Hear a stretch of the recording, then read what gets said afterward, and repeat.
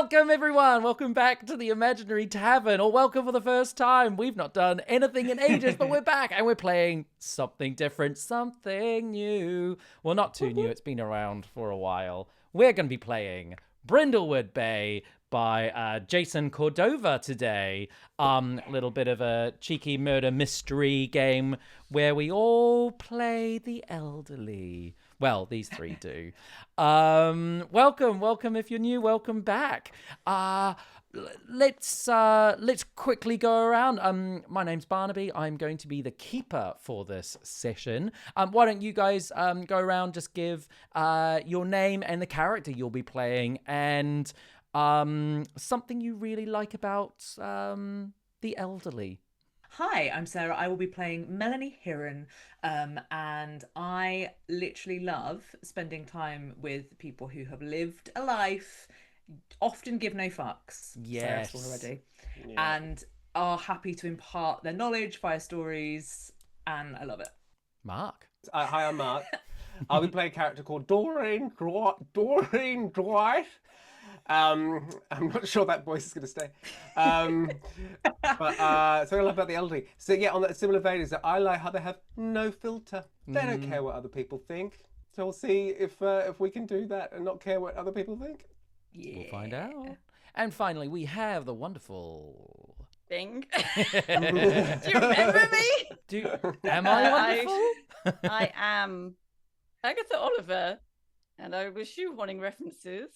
And girl, I am the elderly. So what's one thing you love about yourself? I like hanging out with the elderly because they're all my friends. Yeah. Family at the moment. Yeah. Brilliant. Fantastic. Well, I think without further ado, we're going to dive in. Now, this is a murder mystery game. The wonderful thing about Brindlewood Bay is there is no answer to this mystery. We are going to work out the mystery as we play. There's going to be someone's going to die. We're going to have some suspects. I'm going to throw some clues. What those clues mean, I don't know. But we're going to find out, and we're going to work it out as we play. This game is inspired by the Power of the Apocalypse system. So everyone here is going to be rolling 2d6. A 6 is a miss. A 7 to 9 is a mixed success. A 10 or higher means you get what you want. That's a big old success. And a 12 plus is a success and more, which is super fun. So today we will be doing the mystery called Dad Overboard. This mystery has a complexity of 6. That means you'll need to get at least 6 clues before you can even attempt to solve the mystery.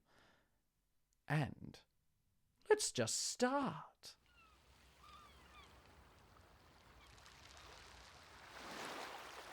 Our camera pans across the bayside town of Brindlewood Bay, a quaint seaside community.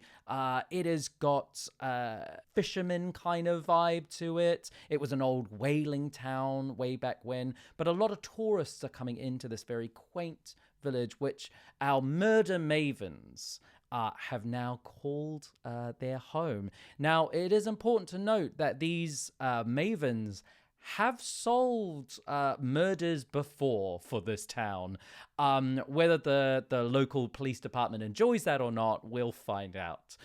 But they also love their book club. We find our murder mavens at the Candlelight Booksellers, a narrow brick building with a lovely bright green awning, big sort of bay windows looking into a beautiful bookshop, very delicately lit with chandeliers with sort of nice warm lighting. There is a rickety stairs that curves round the back to an attic room, the function room, where all sorts of writers and authors sometimes come there and do book talks and readings, but it's also a bit of community space. And it is where the murder mavens meet at least once a week to discuss one of their favorite series.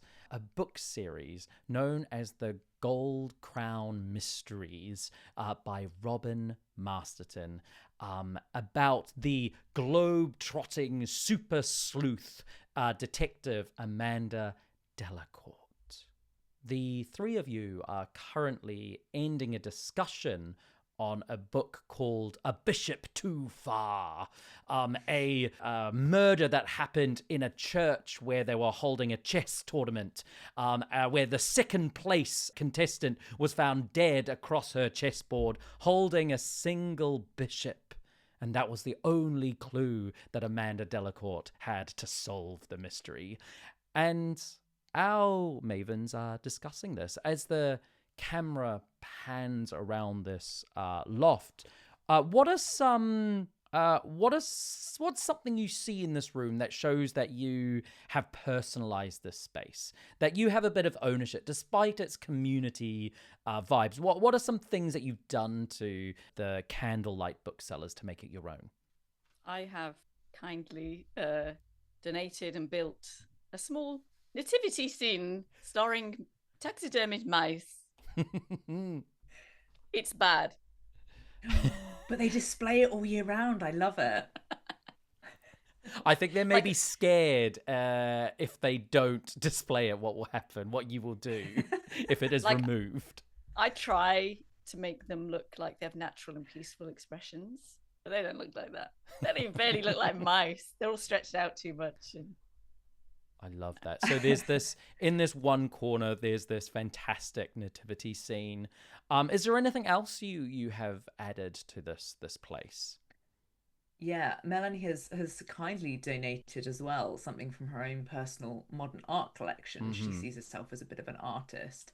The candlelight theme around, she has done a modern art version of a candle. So there's a very intricate picture of a torch that's just on canvas with acrylic paints that's been popped onto the wall, and it's pointing upwards at nothing, but it's very black in the background, just the lighting, and there we go. Does it have a title, your canvas?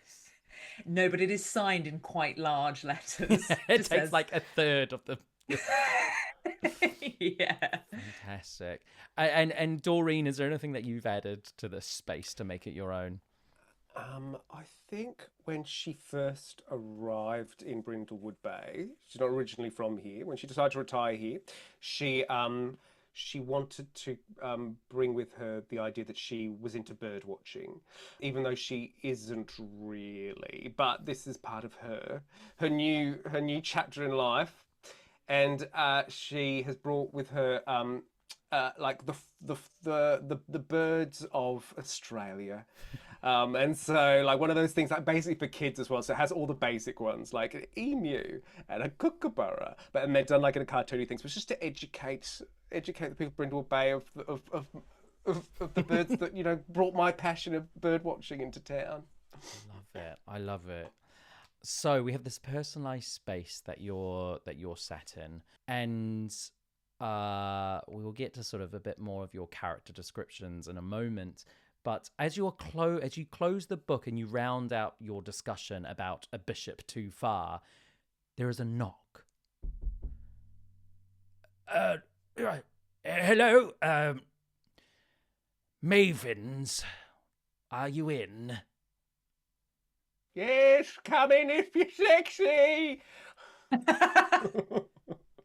Oh dear Lord. Who are you coming in? Come on in, join us.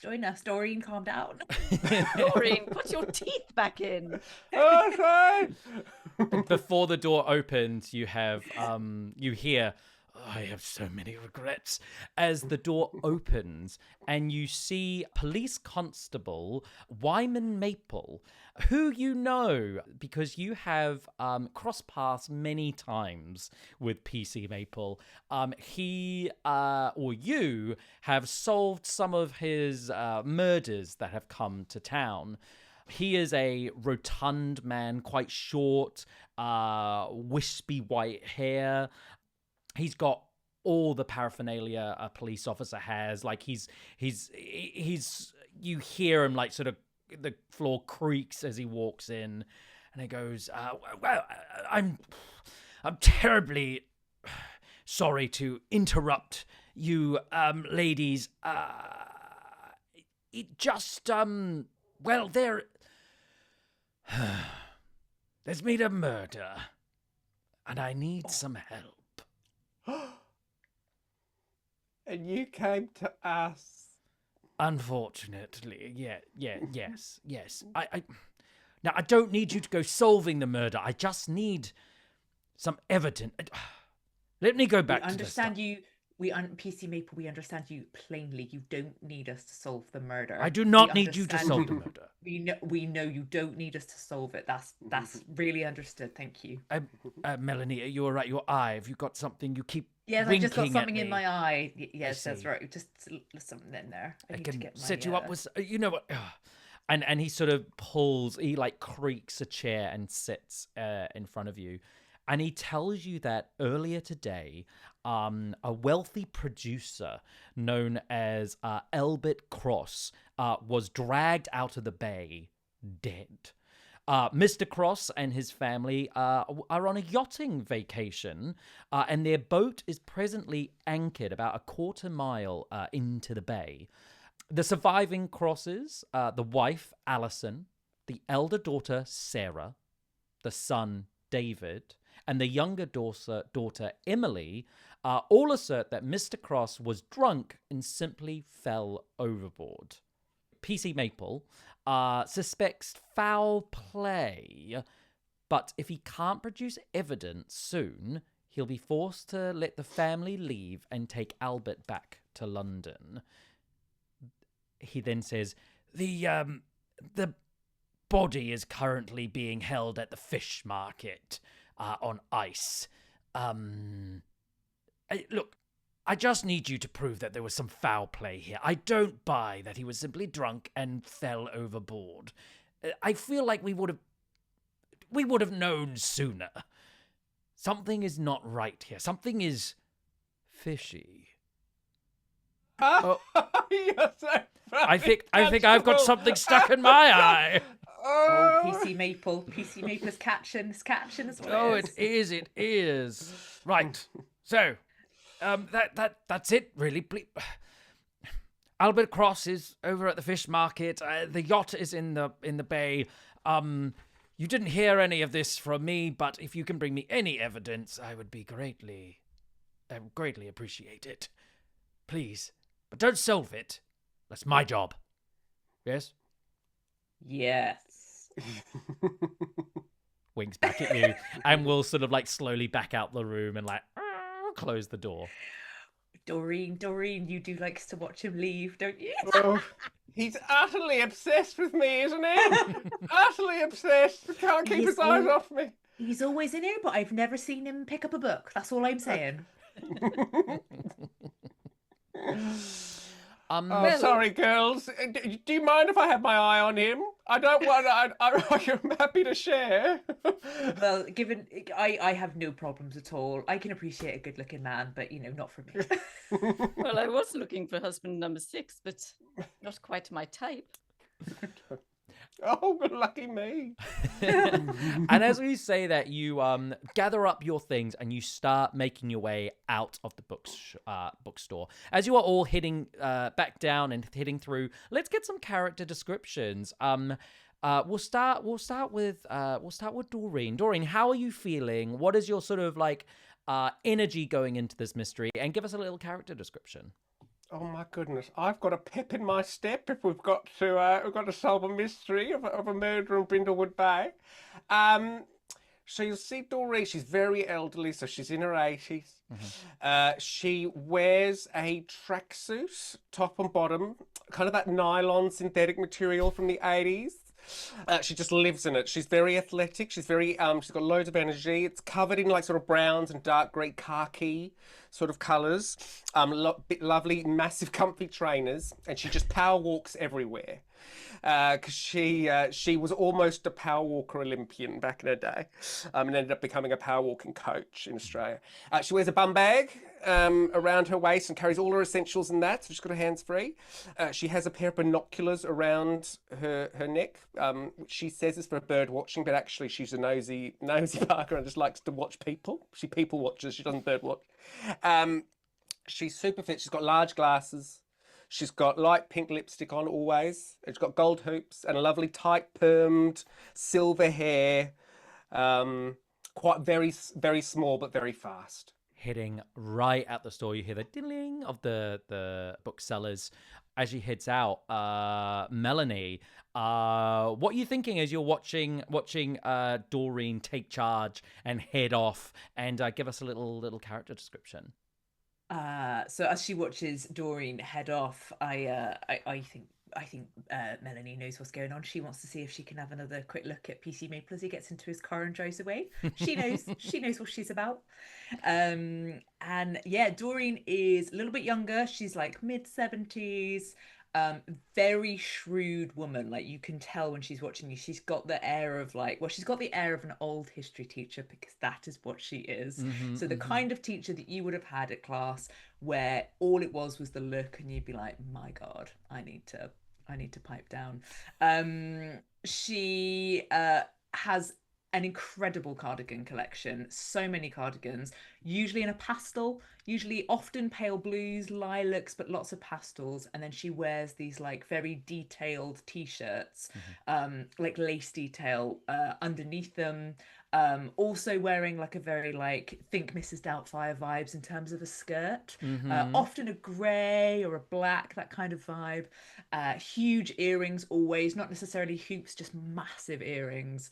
And yeah, like looks kind, looks shrewd. You're not sure whether she's gonna kiss you or bite you.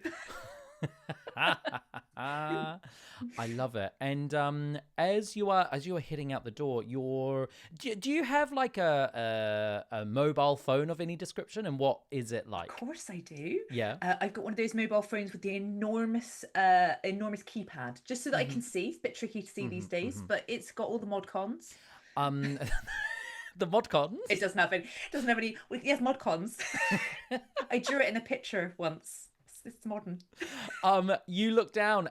You here. Do you have like a handbag or anything? She usually has like a satchel. Satchel. I should also say she wears incredibly sensible shoes. You know, when you go to Clark's, very wide toes, very wide situation, very sensible shoes, and yeah, usually like a satchel. You don't have to engage with it now, but you do feel a buzz come from it, or maybe you hear a ringtone as you have a new voicemail.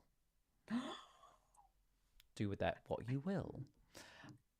Finally, we have Agatha. Agatha, as you are heading out of the store, you can't help but your eyes are drawn. It's lovely to see young people in the bookshop. As you see lounging in an armchair, sitting in a way which must be so bad for her back, is you see a very young woman in a large oversized black hoodie, and she peers over a book and she watches you all leave, and she's reading a book that is called The Murders of the Rue Morgue and Other Chilling Tales, and she's just eyeing you as you leave. What do you think of this young woman reading this mystery novel, and a little character description as you head out? Ooh, okay. Agatha wears tweeds all over. A tweed skirt and a tweed jacket, all kind of very smartly buttoned, a cream shirt with like a frilly collar. I would never wear this shit. A sensible shoes. I'm with you on that. A kind of quite large handbag. And she has a big, massive hat with a big ribbon around it and has lots of like dried flowers on it, and a very badly taxidermied squirrel kind of sitting on it as well. Yes, you will know her as a professional wife. She's had 5 husbands. We'll find out more about them later. And this young woman is like eyeing this squirrel as you walk past. Don't worry, dear. Naturally died. I'm very moralistic about those things. Ew. And goes back to her book and just flips through. It was her. I'm introducing them early. I don't know who did it. That's the whole point. So as you all head out of the bookshop, you are in a wonderful, it is late Sunday afternoon. The people of Brindlewood Bay, both locals and tourists, are getting in last moments of shopping before either heading home for a meal or heading out on for sort of a final sort of meal or drink to end out the weekend. This lovely, cool breeze coming off the bay. What is your first port of call? Where are you going first? Should we go examine the body, maybe? At the Well, fish market? I do need some kippers for breakfast. It seems very unhygienic to store him at Yes, the let's fish get market. two birds with one stone. I like your thinking. No one wants to walk there and back again. We can also go. I want to talk to the family members as well, maybe, or spy on them. I do reckon that it would be quite good to go and see the body, because I don't know why PC Maple doesn't believe he just drowned. So there must be something about his body that makes it feel like that. I do hate it when we have to go and see the cadaver. Well, that'll be us soon. And you head off towards the marina. Sorry. Hey, this is both, just for everyone at home, this is both a cozy game and a horror game. So No, sorry. as you head down onto the marina and the boardwalks, it is a mix of locals and tourists. There is many sort of cafes and restaurants across the front, with beautiful what am I called? The lights on string. Festoon Lights. Lovely breeze. You can flags are waving. It is a busy time of year on the marina. And question to the group: in what ways is the tourist making it difficult for you to conduct your investigation in this moment? What way are they stopping you and getting in your way in this moment? Do you think, as you are heading to the fishmongers? There's a lot of milling about, gatherings of youths. Lots of families. Yeah, as you're heading down, it's you've got a place to be, and it's that horrible moment where you're power walking through, and then this family of four just stop to take photos right in front of you, going, "Oh, honey, look at the lighthouse over on the edge of the bay, isn't it beautiful? Oh, everyone in, gather for a photo!" And they're all gathering in and blocking the boardwalk and blocking your path. I'm gonna. Can I be holding like Melanie, like arm in arm, and just patting her on the arm and saying, "Don't worry, just like it's like they're sleeping, just like Roger and Harrington were found." Anyway, and I'm going to walk right in front of the camera. And click, the photo is taken, Great. and Agatha and Doreen have photobombed this picture as you storm through, heading towards the fishmongers where the body has been kept. Do we think the fishmongers or the fish market, do we think it's like an outside market, or do we think it's like an indoor thing? Like what's the sort of vibe of the fish market, do you think? I'm imagining indoor for where the body is in terms of like warehousing. Yeah, it's not like maybe. It's not for sale. We don't know what Brindlewood Bay is They like, hang guys. We it, don't know. when they catch like a Upside down shark on a and they hang it. Oh God, here's the horror section now. Yeah. Straight in. Yeah, but then like, I imagine like wooden, like rickety old tables stinking of fish, obviously, and brine, and then just like outside of the warehouse as well. You know, can. fresh fish shouldn't smell, Melanie. It's the end of a long, hot day, and you can see water is seeping into the boardwalk as the indoor fish market, which does spill outside. You can see all the ice has been melting throughout the day, and you can see that the fish that are displayed outside the closed hall market are looking pretty worse for wear. You can smell it before you get there. Despite that, though, the Brindlewood Bay fishmongers has got quite a good reputation. So despite the like iffy fish outside, people are still coming and going quite quickly, getting their last bits and bobs before they close for this afternoon. As you open, you walk past the outside fish, you walk in, it is instantly cold, and that disgusting fresh fish or sort of briny fish kind of goes as you're in the fish market, and everything smells a lot fresher. You can feel sort of like your shoes, sensible as they are getting a bit like wet, like from all the ice that is spilling over. And what is something that is in here that reminds you of why you love the fish market, or maybe something about this place that makes you hate coming down here? You know, this reminds me of my second husband, Chaddy. Dear old Chaddy. What is it about? That's it. Yeah. Yeah, so we're at the coast. We're at the coast, you see, and he was an avid bird watcher, much like you, Doreen. And one minute he was there on the top of the cliff, and the next he wasn't. Oh, so yes, I've always thought bird watching was a very dangerous sport. Oh, very dangerous, exceedingly tragic. What a terrible coincidence. Wind on the top of those is I've gone Australian. This always happens. Like when you go Australian, that's what happens. We all go Australian. All the Australian.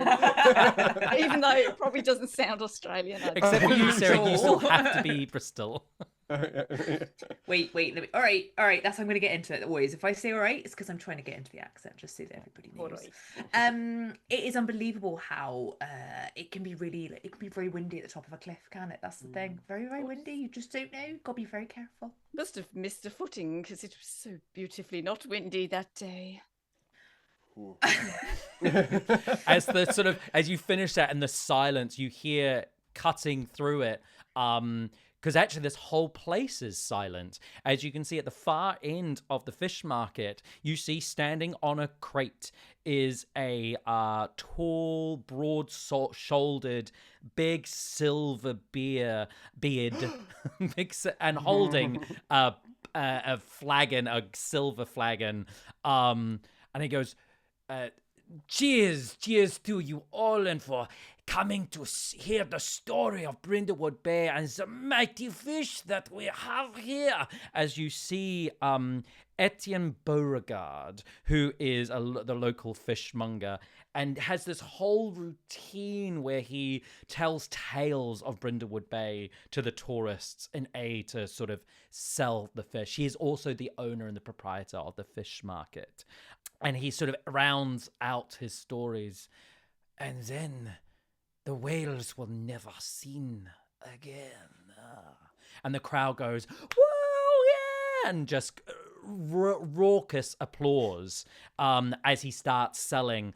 And a moment later, he sees you and he goes, Mavens, please come to the front. I'm sorry, everyone. I have my esteemed customers. And he says, Agatha, Melanie, Doreen. So good to see you. What can I do for you today? Wait, before I get there, can I just take off my hat and pull out a hat pin and just let down all my silvery hair? Oh, Etienne. Agatha, how have you been? How is your taxidermy going? Have you worked on that special project, that special taxidermy for me? Well, I'm still waiting for something to die naturally, so as soon as it does, I'll scoop it up off the road and patch up the holes. Or maybe off the shore. Maybe something would have been swept onto shore that you can stuff, maybe. I like that sometime. Oh, you make me feel like a woman half my age. Oh. Well, it is always a joy to sell you the local fish and what we catch here at the fish market. What is it that you're after today, my dear? Oh, Etienne, I'd love a tuna, I'd love a cod, and I'd love a corpse. That was. He goes, funnily enough, only usually 2 of those 3 that I could serve you, but It's 3 for 3 today, Doreen. I hear you must have heard what happened to poor Albert Cross. Yes, the handsome man, the constable, I know his name. Maple. PC Maple, Maples. Constable Maple. Oh, dreamy man. Yes, he told us and he asked for our help, didn't he? So we were wondering if we could come and inspect the body. Well, I suppose I can let you into the back for just a moment. You see, I would do anything for the Krauses. Everything that I have in the world is because of who they are and what they do.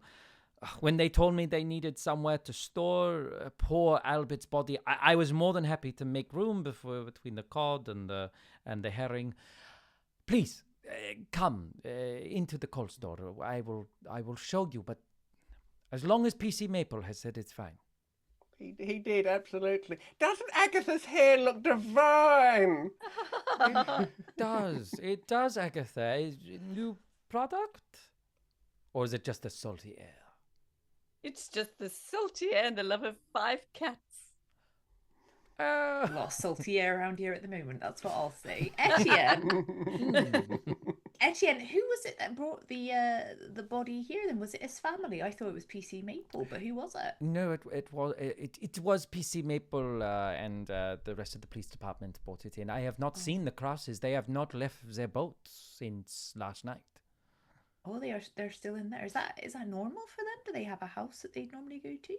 Well, they live in London, but they enjoy taking the coastal routes around the country. Interesting. Well, it's good to know that they've been in there alone for a little while as well, just after events have occurred.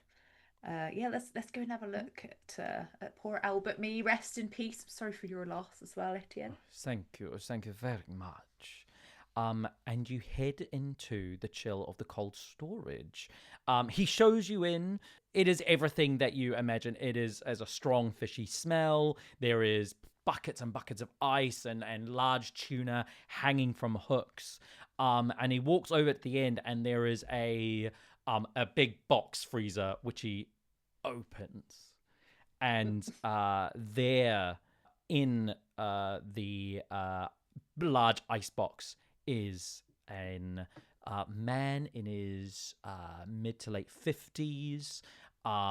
He is very well dressed. He's in a waistcoat and a like kind of a dinner shirt. Like he's quite dressed up. He's got a receding hairline, a wonderful pepper moustache, quite a nose on him, and he is definitely dead. Doreen, Melanie, do you see that? A 12-pack of kippers. Quick, Etienne, pack them up. It's going to reach. He goes, of course, anything for you, Agatha. I will get that sorted now. Please, don't be too long back here, okay? Come and pick these up at the counter, and he will turn and he'll leave. And as you look down at the body, what do you do? I'm going to pull out some rubber gloves from my bum bag and put them on. And then get to work. I'm just going to root around the body, lifting things up if I can. I love See this. anything. So I think this is going to be our first meddling move. So this is... I will say this can be a composure or a reason, either or. I think composure being something that requires a steady hand, calm disposition, or intense concentration. Or reason, studying books, a crime scene, or engaging in mental faculty. So whichever way you kind of want to go with that, whether you want to go, it's about finding the tiny detail or kind of putting things together. I think I'll go composure, I think. Wonderful. So roll 2d6, add them together, and add your composure on top of that. 10. 10 is a success. Oh, great! Yeah. So 10 is great. So on a hit, you find a clue. I'm going to tell you what it is. So your first clue... It's a first clue. So exciting. Oh, what do I give you? I've got a whole list of clues, and I'm just sort of deciding what's going to be exciting to give you. you see folded up in his breast pocket and slightly crumpled at the edges, maybe even like it looks like it's been burnt slightly, like it was someone attempted to burn it. So the clue is a burnt letter attempting to collect debt. Have any names on it? Let's say it's addressed to the Cross family. So that is your first clue. Look, girls. Looks like they were in a bit of financial trouble. I'm going to put my reading glasses on. As you sort of like start reading over it and sort of looking at all this legal jargon about sort of various money and assets that might need to be pulled in to fulfill this debt. Anything else you'd like to do? I'd say potentially there might be more to find on this body. But there's also, if you want to go and talk to Etienne a little bit more as well. I would just look at the body to maybe see if there is any bruising or marks, because it's alleged that it's a drowning, but the idea is that maybe it isn't. So I'm interested in what else it could be, if there's any other stuff. Push on him, see if any water comes out. So I'm going to say this is probably definitely reason then. So I want you to make a reason meddling move. So we had 2d6 plus your reason. 8. So an 8, let's just... so there is a complication either with the clue itself or a complication you encounter while searching. There's a complication with the let's say it's a complication with the clothes are frozen on. Ooh, so you can see that there is a tan line on his wrist, and he was wearing a watch that has been removed. This is not a clue yet. It'll be a clue when you find or discover what happened to the watch. So that is your complication. Find out what happened to the watch. You will unlock the clue. Ooh. She'll pull out a camera from her bag, which is a digital camera. It's a digital camera, but just like a simple one, one that that her daughter has given her, and just take a picture of the tan line. Take this. So at that moment you hear Mavens, I'm sorry. I need to lock up. I'm so sorry. Please, I have your kippers for you, Agatha. Come, please. All right, go on, Agatha. He's got his kippers for you. Go on, get your kippers. Those glasses have been ripped off and hidden. Oh, thank you so much, Etienne. Has anyone else been to see the body? Has anybody been to see the body? Screw it. Let's roll another meddling move. Let's find out. Maybe they left wearing a particularly nice watch. All right. Is it reason? So I would say, if you want to make it a reason, I think we need to find a way. Like maybe you're asking him about like the comings and goings of people, like the times, like when it was dropped off, who was there with it, and you're trying to pull out that information. How does that sound to make a reason? Yeah, and just if anyone, a doctor or someone came to look at it. Or, yeah. Cool. Roll me 2d6 plus your reason. 7, 8, 9. 9. So this is a mixed success. So he goes, you know what? Nobody else. I didn't see any of the family, but now that you mention it, I did overhear something strange outside. What was it? And as he goes, oh yes, it was. And then suddenly the door flies open. Who is someone in this moment who would be really irritating to see to you, Agatha? Ooh. You don't need to know who they are, but like someone like, what would be really irritating to have happen? So that woman just reading a book and just kind of like going past. Yeah. Stand up straight, young woman. Yeah.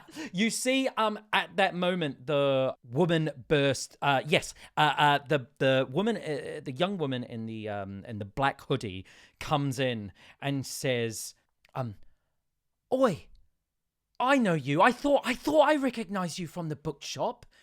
You're that woman who's skulking around in the woods, picking up all the dead animals off the side roads. I've seen you. What did you... Don't sell anything to this horrible, wretched woman. She's pulling up like offal from the street and then going and cooking stews. I've seen it. There's a whole blog post about it on the Brindlewood Bay Facebook page. I've seen it. I'm so glad you've been reading my blog. And I'm going to just show her the hat with the squirrel. And she like goes up to Etienne and is like, I bet she's eaten all the guts out of that. And then she stitched it on her head some weird... I don't get it. Like, you shouldn't taxidermy things. You're probably not only scraping them off the ground, but you're probably also going into the woods and you're hunting them and you're killing these poor defensive animals. And then he's turned to Etienne and goes, and do you know what fishing in the bay is doing? The fishing stock in this bay, you've got all this fish here and none of it's being sold. And it's just creating this big hoodoo. And you can't... Etienne is completely distracted and you're unable to get this clue at the moment while this woman is in the room. What do you do? I can assure you that this squirrel died of a natural circumstance. I'm going to pull it off and I'll show the other side. It's got a tire mark on it. As Cartoon tire mark. You're like showing her this, but she, at this moment, like I think especially at you, she is just like blocked to you. She's like not having any of it. And she currently is not listening to reason. There's going to be something you're going to have to try and do something else to get rid of this woman in this moment. I'm going to look with pleading eyes towards Doreen and Melanie. I'm going to pull up my binoculars and look. Is she near the water by any chance? She's in the shop with you all. She's in the shop with it. Okay, great. I'm going to look out the window or whatever. And I'm going to go, oh my God. Oh, there's a dusky wing flapper outside. One of the rarest birds in the world. Agatha, why don't you go and kill it for your collection? I don't kill them! I know you don't! And you, young love, why don't you go rescue it before Agatha gets her dirty paws on it? Roll me. We're gonna call this a risky move. I don't know why. Well, yeah. So, in this moment, we're gonna have a. Do we think this is a move at this point? This is when you're doing something risking or facing something you'll fear. You're lying to this woman, which could turn around and sort of bite you in the butt at some moment. Maybe I fear the youth. Yeah, You fear the youth. So, what is something? Name the thing that you are afraid will happen if you fail this roll. I'm afraid that she will go, there's no such thing as a dusky wing flapper, and my cover will be blown. Okay. So, in this moment, please roll me. I think this is a presence roll, so 2d6 plus your presence. Oh, I've got no presence at all. If you remember, so you could use items from your cozy little place. Doesn't mean you tick them off, so you can't use them again, but to give yourself advantage, or we can just roll. If you fail, you can also put on a crown. Sure. I'm going to use my breadcrumbs and pretend I'm going to use the breadcrumbs to try and get it to tame it and to show. Yeah, to show that you're trying to lure it. You open the door and start throwing your breadcrumbs out. So roll me 3d6. Oh God, awful. Rolled a 1 and a 2 and a 3. So all I got was a 5. So at this moment, you can take the 5, and what's going to happen is your cover is going to get blown. All of a sudden, so actually I have to narrate it, and then you decide if you want to put on a crown. So she goes, "There's no such thing as a dillbird flapper or whatever you called it. Who are you? You're not even a bird watcher. I've seen you. You've always looked a little out of place. My mother is in the bird watching society, and she's always said that something's a bit fishy about you. You don't know a thing about birds, do you?" Yes, I do. I watch birds all the time. Liar. I know about the. I'm not a liar at all. Name me a bird, and I'll describe it. She's going to look at you and say, "The rare Brindlewood albatross. Its defining mark." Yes. What is it? It's defining mark. Yes. Well, everyone knows that. That's an easy one. It's got the lovely, it's got the lovely, it's got 3 different coloured toenails. Nothing. No, it's true. You don't know. You don't know. I am going to have my mother kick you out of the bird watching club. You will never return. You'll be the laughingstock of Brindlewood Bay. And she storms out. I can feel the psychic damage you're taking. So, at this moment, this could be an opportunity that you could turn that into a mixed success by putting on a crown if you wish. Yeah, why not? What should I do? So, name us the crown that you're going to put on. Oh, God. Okay. I'll choose a flashback showing how I was an imperfect mother. Okay. Tell us this flashback. Oh, God. I think sometimes Doreen's lost contact with her only son, Jasper. Jasper's, he's back in Australia, and he doesn't spend too much time with his mum. Jasper's a homosexual. And he feels like, I don't know, but no, I'm very proud of him. But he, Despite it, she's very proud of him. very proud of him. She blames herself, though, a little bit, doesn't she? She blames herself because she remembers talking. No, she blames herself because he tried to open up to her one time, a couple of years after he'd come out, and started to say he was having troubles in the bedroom. And I wanted to give him some advice, you see, and I said, Jasper, pet. I said, Jasper. I said, pet. I said, sex is a horrible, disgusting business. I said, men are animals with urges. I said, there is no getting away from them. So just get out a magazine when he wants to do his business. Get out a magazine, let him do his business, and just get on with the rest of your day. Wow. And now he's got troubles, and for some reason he blames me. Because he took my advice and it didn't work. Is that a flashback? That is a flashback, absolutely. And I beat myself up constantly over that. So you are no longer kicked out of the bird watching group. Instead, we have a mixed success now. So I think you get what you want, but it comes at a cost. And I think she runs outside. She runs outside and looks, and you recognize her at the moment.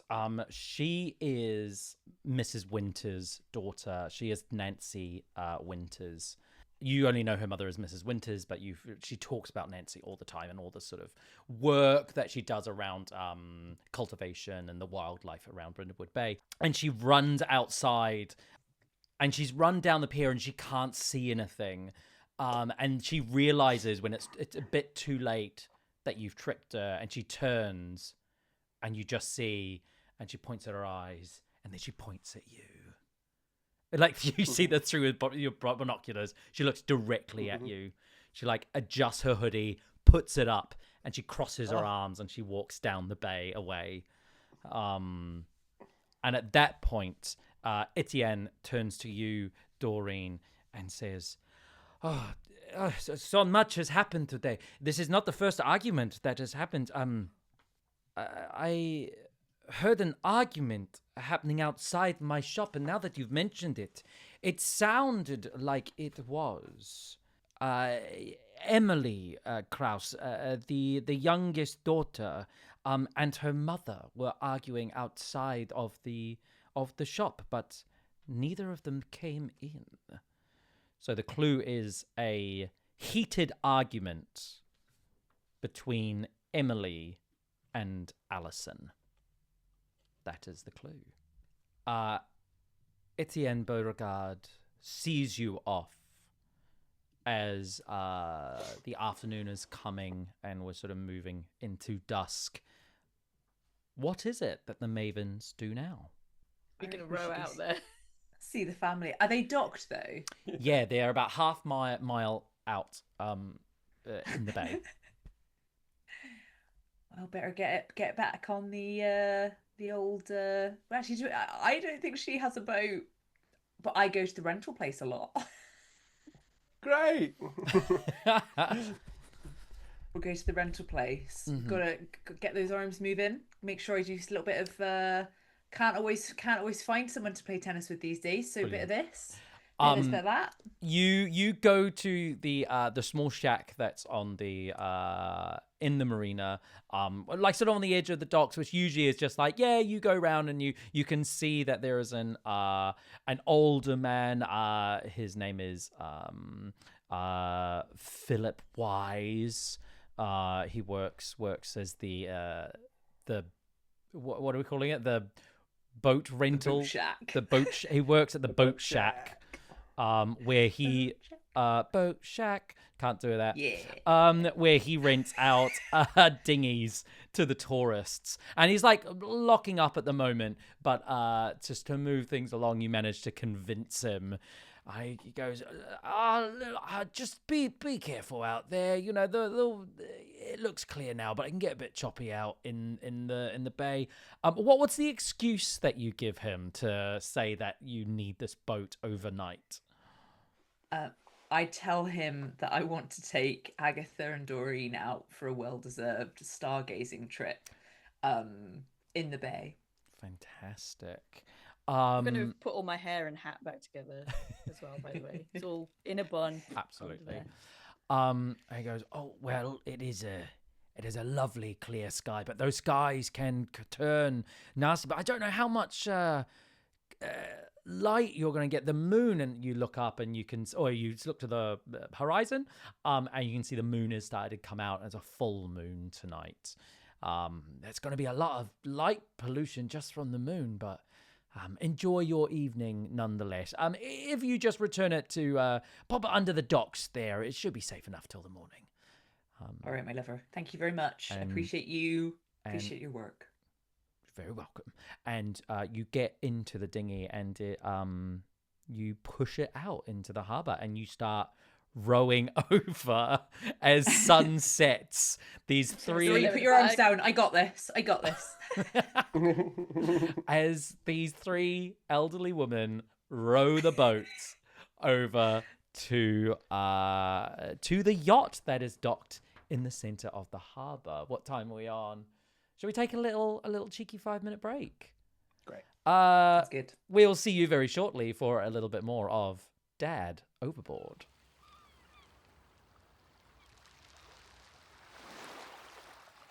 Welcome back to part 2 of Brindlewood Bay and Dad Overboard, where a man has been thrown overboard because he was drunk, or because he was murdered. Well, the Mavens are here to find out. They are currently in a rowboat, as Melanie, on her own, is rowing them half a mile out to a very, very expensive yacht. And I think Doreen and Agatha, you can see it as you're looking past Melanie as she rows. You can see this huge, luxurious super yacht. No wonder they're in debt. Just sell your yacht. You can that looking behind her trying to see. Careful, you get a crick in your neck. It is getting a little bit chilly. There is a breeze. It's getting a little bit choppier as you're coming out. Now you're approaching the yacht. What is your intent? Are you trying to get on here sneakily? Are you trying to get on here like, are you pretending to be or do something else? Like what's your intent? Think this through. I'd love to be sneaky. I'd love to hear a conversation that we can catch them talking about it. If they're not in tears, then I don't believe anything they say. They should be bereft, and then maybe we can talk to them afterwards. But maybe to begin with, we can just sidle up next to the boat and put our ears to use. Just go into all the windows. Yeah. I like this. Well, how do we feel about Melanie making us a... I think we'll keep this in day, because I don't think it's too... I don't think something terrible is going to happen. So still a day move. But how would you feel about making a vitality day move as you try and maneuver the boat stealthily up to the ship, which actually we should say on the side of it, you can see as you're approaching, it is called the Regal Lady. Incredible name for a boat.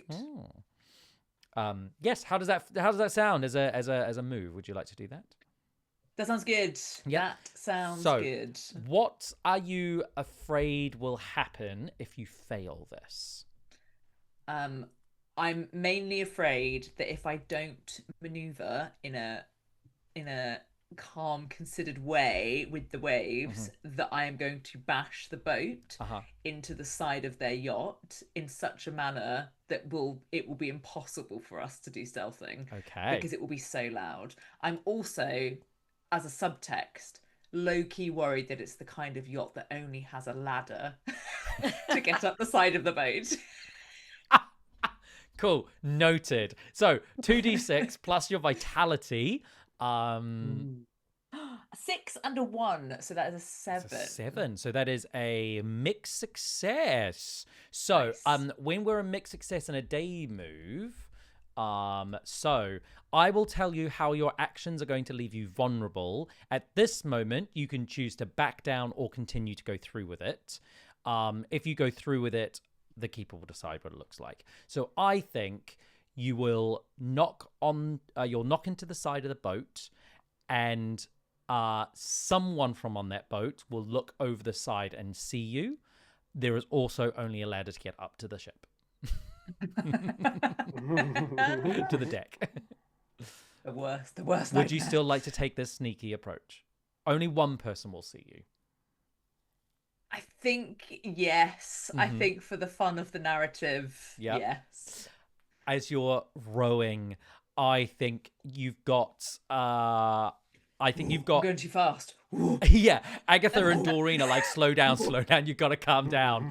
And you suddenly there's this crunch as you hit the Regal Lady. Oh, I'm pulling out life jackets from the dinghy. Take them, ladies! I'm going to throw it to you. Do you think it is a family member or a member of the staff who discovers? oh, I'd love for it to be a member of the staff, maybe like a ship hand, or like a chef who's like they've cooked the dinner, and maybe they're a little bit now on their break and they're having a cigarette outside, taking a cigarette. Yes, absolutely is happening. You crash into the boat. The Regal Lady is, I mean, it does not move, because I was going to say it rocks. No, the Regal Lady is humongous. You can see there's several portholes, 2 layers of portholes. That means there are multiple floors. There's like a balcony floor up the top. As you approach, you can see there's lights on in most rooms through the portholes. Though you can't hear anything, as everyone seems to be inside, except when you hit the side of the boat. You're sort of discussing like, oh, stop, get the life jackets out. And you just hear, I'm terribly sorry, but are you ladies all right? It seems you've hit a yacht. I'm so terribly sorry. I'm so terribly sorry. I gets into it. My Hazel, my late wife, God rest her, she used to say that I would be very, very competitive, and it's very hard for me to stop. So, I don't think I've done any damage. It's just a dinghy. Who might you be? Don't you think? I think we might have done a little bit of damage. I think there's a hole in it. We might be sinking. As you look down and your dinghy is now sinking. You feel the water around your ankles. Oh, we actually are Yeah. an excuse to get on. All right. All right, everybody out, Sir, I'm so sorry, we're coming aboard. He The ship is throws sinking. his cigarette down, and your greatest fear as a rope ladder is thrown over the side. A rope ladder. Oh, Sorry, Mary. I don't feet are think you wet. have time to get through to the other access point, which is on water level. You will have to use this to get up. Come on, everyone, before your dinghy sinks. My God. Doreen, Agatha, you just go on without me. I'll I'm go if already there's halfway time. up, man. Yeah. I'll come up the rear. I'm going to push you up. Consider it a competition. Keep your life jacket on. I'm just not very gainly. You all managed to climb out. Melanie a little bit worse for wear, shaky. I think, let's say with that mixed success, let's give you a condition. Your condition is going to yes. be seasick. So That on really your tracks. character sheet underneath your stats, you should have seasick. So if you can type that in for me, we will use that if we think that's going to affect a move in a way, like give you disadvantage or affect what you're doing in some manner. We need to remember that you are seasick. To clear that, you will need to take a cozy move where you engage in yours or someone else's cozy activity. You have an intimate moment together with another maven, and then you can clear that. Also, the person who's doing the cozy move will also discover a clue, just as a reminder. As you get up onto the ship, you can see that there is a tall, eloquent, very pointy man. He has an apron on, but also like sort of a fine black suit. He is definitely dressed in like a butler. And he says, my name is Andrew. I am the Krause's butler. This is the Regal Lady. Welcome aboard, everyone. Are you all right? Do you need blankets, anything to warm you up? Oh, thank you, pet. That would be lovely. Yeah, a blanket, a warm hug, anything. would be Well, I can lovely. offer you some cocoa or tea. Come to the gully. And he's going to turn on his heel, and he's going to lead you down a small set of stairs.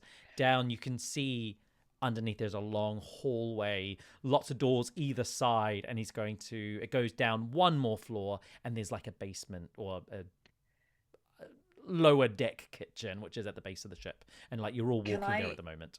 Yeah. As we're walking, and I'll be sensible about like where and like the level of my voice, knowing that there's like other people there who ideally we wouldn't know we're there.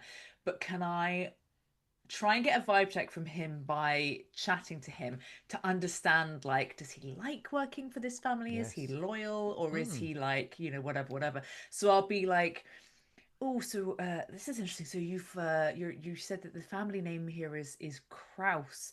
Is this like a hyacinth bouquet bucket situation? Is it just cross? Well, the Kraus and Cross, I mean, it is very depending on where you are within the country and also if you are within the family or not. We do prefer Kraus, but many people do say Cross quite often. It's all right. It comes with the territory. The family have come to terms with it. I think especially as, well, and he pauses before he gets to the kitchen. He says, you may have heard the late Mr. Kraus is theatrically minded and is very used to a stage name and a professional name and a family name as well. It didn't bother him too much. Yes, I have enjoyed working the family for many years, and I'm glad that I am here for Alison and the children in this trying time. And takes you down into the kitchen and starts making you tea and cocoa and coffee. How lucky they are to have someone working for them, and to become part of their family almost, and have that relationship and that bond with them. Don't you think, Agatha? Why, yes. I mean, I didn't hear anything about this. What happened? Oh, I just assumed it would have been. I've understood that Brindlewood Bay was such a gossipy town, but I never gossip. I'm not one for gossip. oh But well, what did happen? well, um, we were having yesterday evening. We were enjoying a celebratory meal. And Mr. Kraus, after the meal, and we're all returning to our cabins for this evening, we all heard an almighty splash, and outside we found bottles, and well, Kraus was missing, and then in the morning we had all heard that he had drowned. Is he wearing a watch? Roll me. No. That is easy to tell. He is not wearing a watch. No.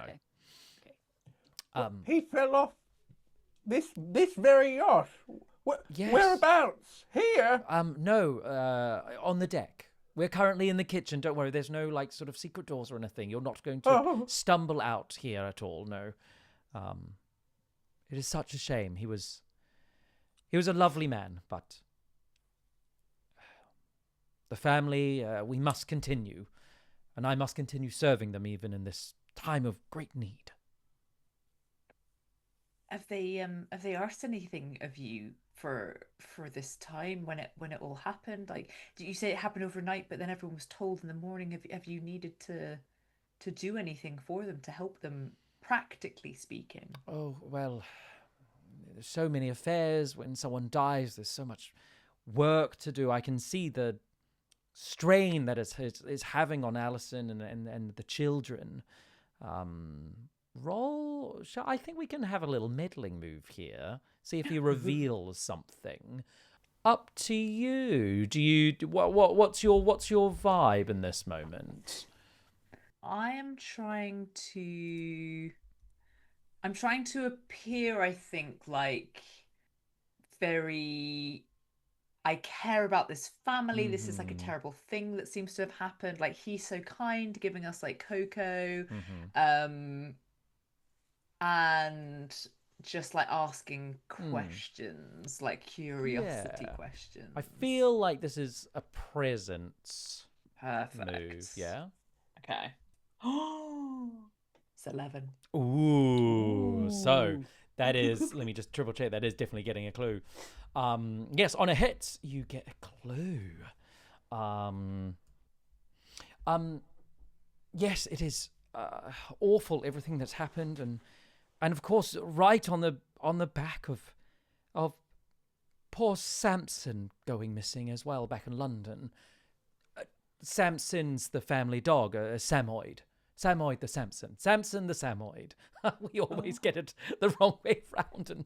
And he pulls out, there's, he's even got it, he pulls out his phone, and you can see on his phone there's a picture of rewards and this big fluffy white Samson, which has gone missing. Very purebred, from a very, very noble line of Samsons, and a very expensive dog. And your clue is an expensive Samoyed missing. Oh, do tell us where it happened, just so we can avoid that part of the deck or pay our respects. Oh, well, this happened back in London. Oh, no, I mean, him, you know. Oh, well, yes, it was on the, I'm trying to remember my ship terminology. Just make it up. What's the back of on it? On the prow side. The back. Oh, stern? Stern? The rear deck. Well, I'm going to pluck a flower out of my hat and be like, oh, let us go and pay our respects, ladies. Yes. I leave. Oh, what Yeah. a lovely idea. You leave, you're like taking, he goes, well, I will have to let Alison know that we have unexpected guests. I would love to like play into the slightly seasick condition and try and buy those to a little bit more time by being a bit wobbly, by kind of, because obviously yachts, even the fancy ones, I think can have quite narrow walkway, so I'm sort of in his way without, hopefully appearing to block him too much. I love it. I think because you are seasick, you are doing it. He goes, oh, right, and he's going to try and it's you and him for a little while I think that Coco was not the best of ideas. Oh, come sit down, and he sort of starts getting you water, and that leaves Agatha and Doreen a moment to head to the rear deck. You head to the rear deck and you can see there's these beautiful windows, like double doors that go back into the ship. And in there's this beautiful, I can't even say the word, it's so amazing, luxurious living room. And these big French doors that then open up onto the deck. There's a jacuzzi, there's a bar and like a barbecue kind of outside, and then there's stairs that go down to sort of nearly to the water's edge as you sort of look out on this perfect night. Yes. Ooh, let's look for clues. Yes, you go ahead, Agatha. You're much better than this. I'll keep a lookout. And I'll get my binoculars and... Okay, so so you're looking for clues. Yeah, why not? Where are you looking specifically? Like, what does looking for clues look like for Agatha in this moment? I'm going to start at the deck and work back up to that living room. See if I can piece together Sherlock Holmes style. Ooh. I'm going to get like really close to the floor. Okay, cool. Put a different pair of glasses on. Brilliant. So I think that's reason then. So roll me a reason, 2d6 plus reason, for a middling move. 11. An 11. Yes. As you're searching, there's some outdoor furniture, and in amongst this furniture, like lounge chairs and stuff, you're on the ground.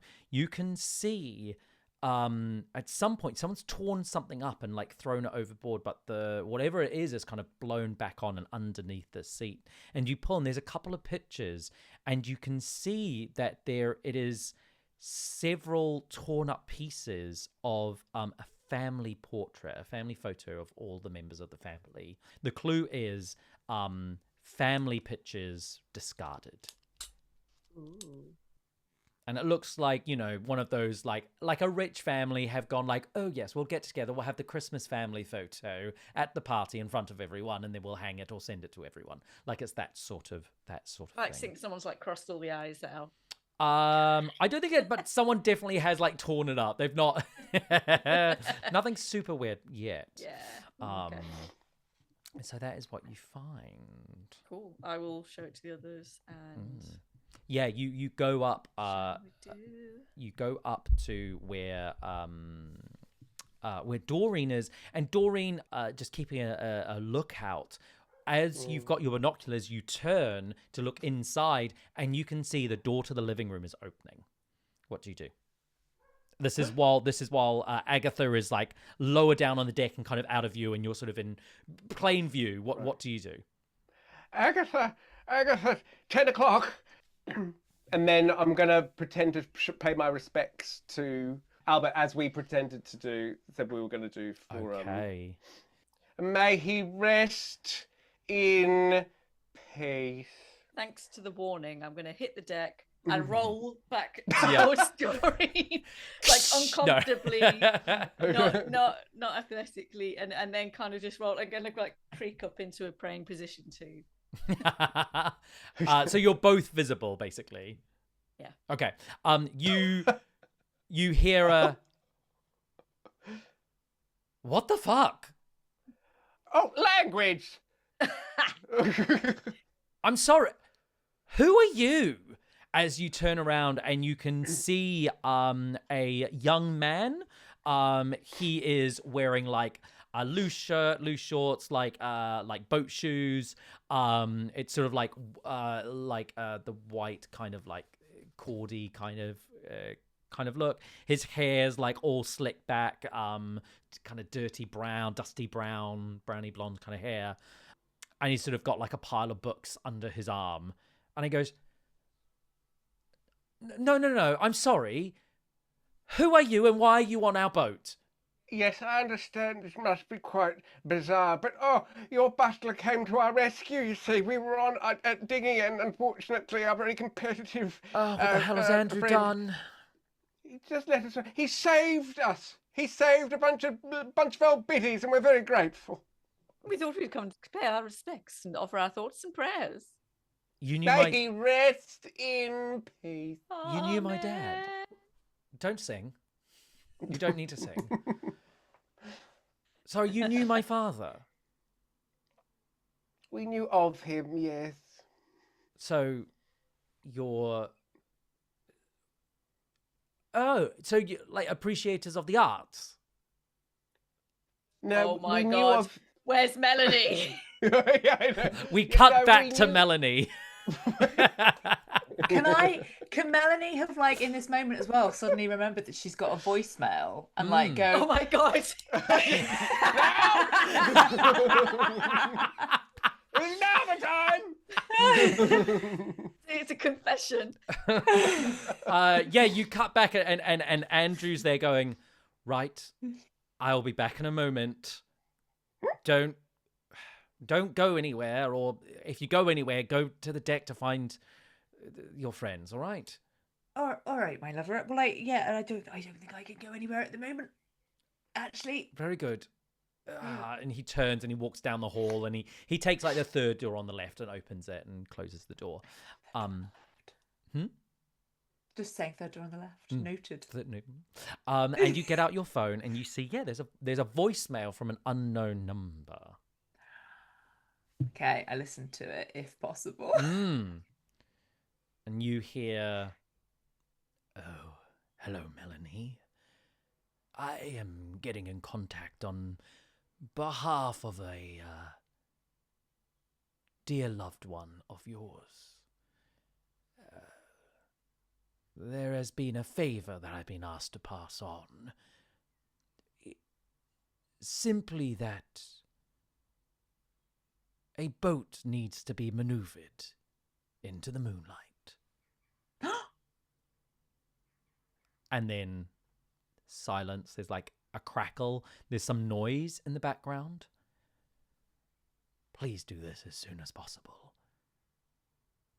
For those who we have lost. Beep, beep, beep, beep. As soon as the beep goes, she'll just say very quietly to herself, "That little witch." As we cut back to the lounge, I think this is David Krause. He sort of brought you in, sat you down, and you're just going, so, geez, all right, let me get this straight. You ran your dinghy into the side of our boat and it is sunk?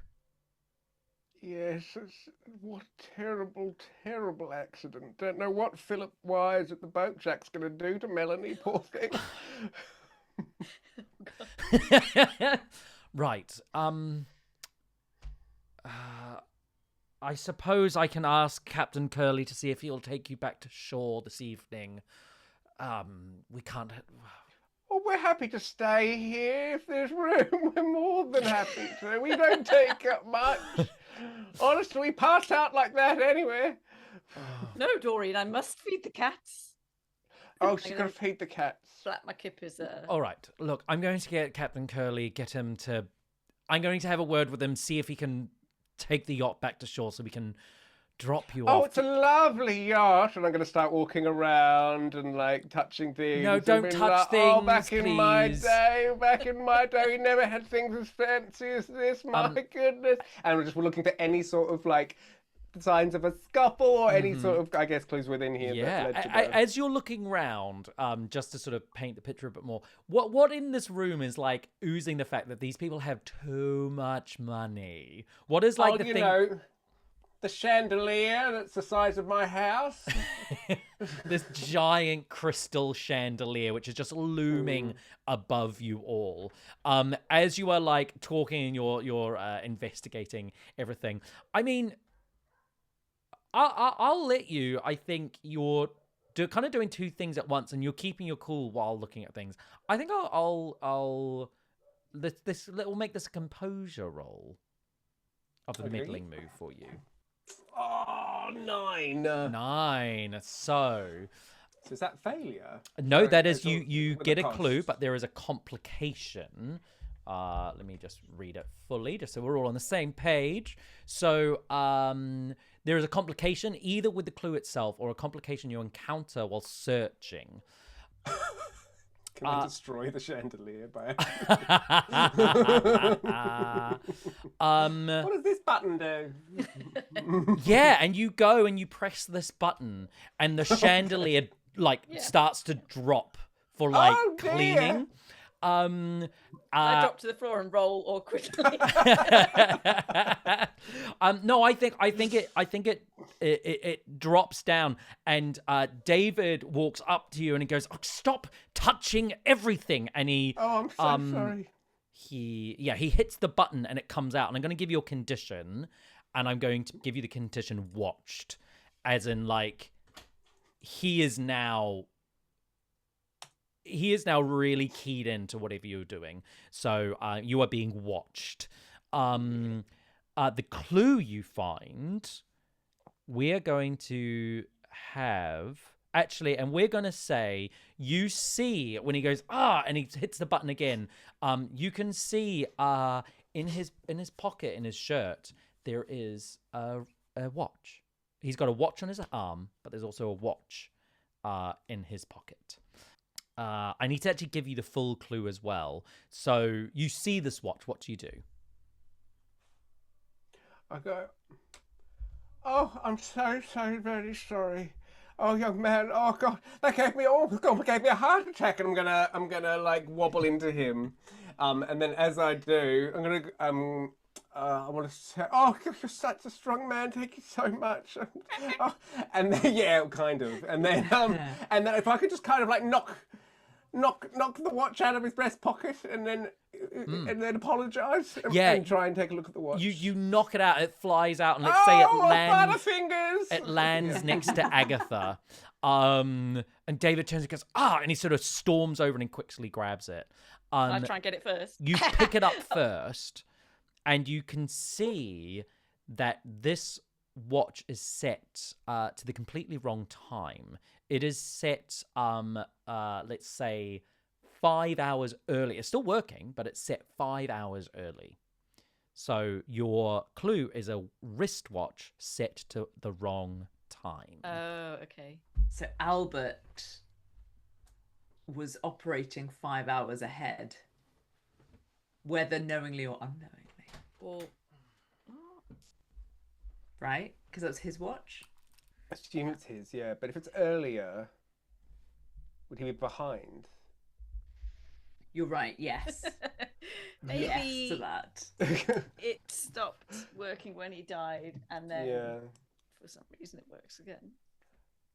We'll work it out later. Oh, it's a beautiful watch. Oh, isn't it, Agatha? It look lovely. It is a very distinctive man's watch. Yes. Yours, David.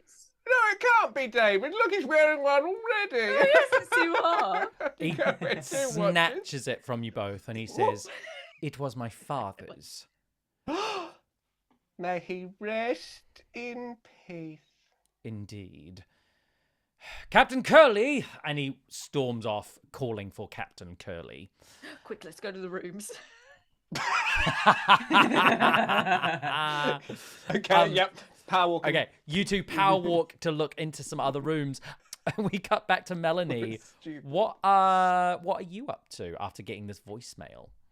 So after the voicemail, I think left to her own devices, she will start rooting around. So she knows where he's gone. So I might have a poke about in some of the hidden rooms downstairs where maybe dark secrets might be kept. What kind of room are you kind of expecting to find, you think? Down here? So I think probably the staff rooms, just in case there's anything. Okay. Or storage, storage under boat storage. I like the idea of you're finding the staff room. So you find the butler's room. Andrew, I believe his name is. Just confirm. Yeah, you find Andrew's bedroom.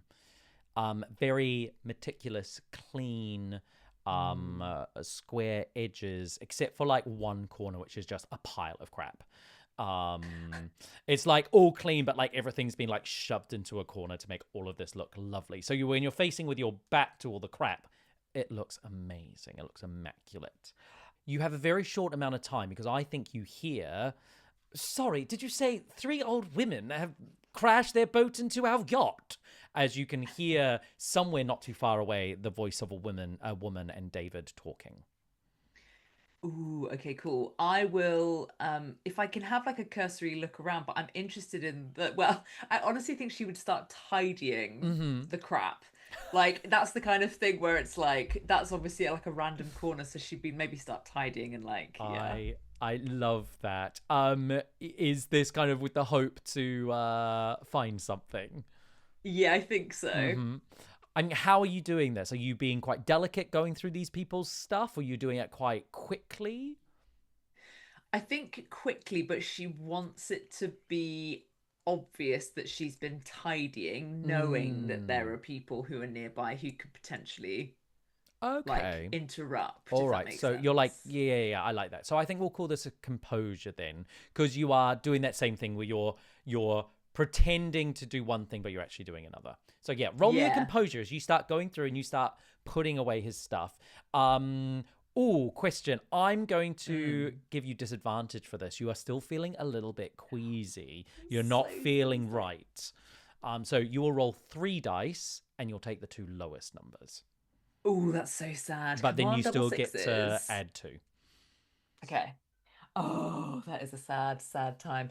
That is going to be 8 though for composure. 8. So I rolled a 5 and 2 3s. So plus my composure is going to be 8. Okay. So you find a love letter crumpled up. It is from a young West End performer, and we'll say it is addressed to Albert, but it's in David's room. So a love letter from a young West End performer addressed to Albert, but it's in David's room. I would pocket that and then continue to like fold it up. If it's like laundry, like fold it up. As you're doing that, you hear from the door, you said, well, we're going to have to call the police. This will absolutely not do. As you turn and you see a very thin, graceful, well-dressed woman, kind of done up in makeup. You see Alison Cross, the wife. And then next to her is Andrew and goes, yes, Mum, closes the door and locks it. Andrew, you absolute pig. And they walk away. Okay. Cut back to Agatha and Doreen, who are... Where are you heading? I think from the living room, you can go upstairs into the deck, into where you would steer the ship, or you can go into where the dining room and then into the bedrooms of the family. I mean, obviously the bedrooms. Come on. For all the secrets, the best secrets are kept. Yeah. Who are we gonna find in there? You walk in like the first 2 rooms. There's a room on the left and right, but you can hear. From one room, you can hear sobbing. And the other room, you can hear nothing. Where'd you go? Or do you split up? We're all going to get locked in separate rooms, aren't we? Moment. Okay. Should I go to the quiet room? I'll go comfort the young love. Oh, right. Not. My presence is 0. We'll start with Agatha. You both open your doors at the same time, disappear, close them. Agatha, you walk into a room. You see a young woman. She's hunched over at a computer. She seems in her like early 20s, maybe late teens. And she's like quickly typing on some sort of messenger chat board. And she goes, yeah. In a minute. I'll come to dinner soon. Whatever. And she's just going. Can I just look over her shoulder and be nosy? Yeah, I think at this moment she's so absorbed. She is on like the landing page of Vinted. She is in a chat with someone, and she is talking about the prices of some object that she's trying to sell. Oh, I was hoping for something more personal. You see her goes, I know you are standing over my shoulder, Andrew, David, whatever. Just can you do you mind? All right. I don't know what to do. You can Anything see looks suspicious on my way out. you can see her room is quite overstuffed. It's got lots of crap in it. Like a mismatch of stuff. Like you start looking around, you're like, oh, that's a dining chair. That is like a weird, like for like an early 20, late teenager. That's a weird like ornament to have in a bedroom. Like this feels like lots of rooms all turned into, it seems more than a bedroom. It seems like a dining room and a games room and a study all at the same time. Is there any evidence looking stuff in there? If you want to roll me, so I'm going to be really clear with this one. So this will be I think this is going to be a composure roll. Because it requires calm, steady hand. There's someone in here, and you don't know what's going to happen there if they discover you. If they discover you, that's going to have like big ramifications in this moment. So you have two options: dive into it. So your success is you find a clue. Your mixed success is that she's going to turn around, see you, and things are going to start kicking off. A failure is going to kind of alert everyone on the boat. You know what? I'm just going to leave. Yeah, cool. No worries. You go nope out of that situation and leave. And we come back, we kind of flick over now to Doreen.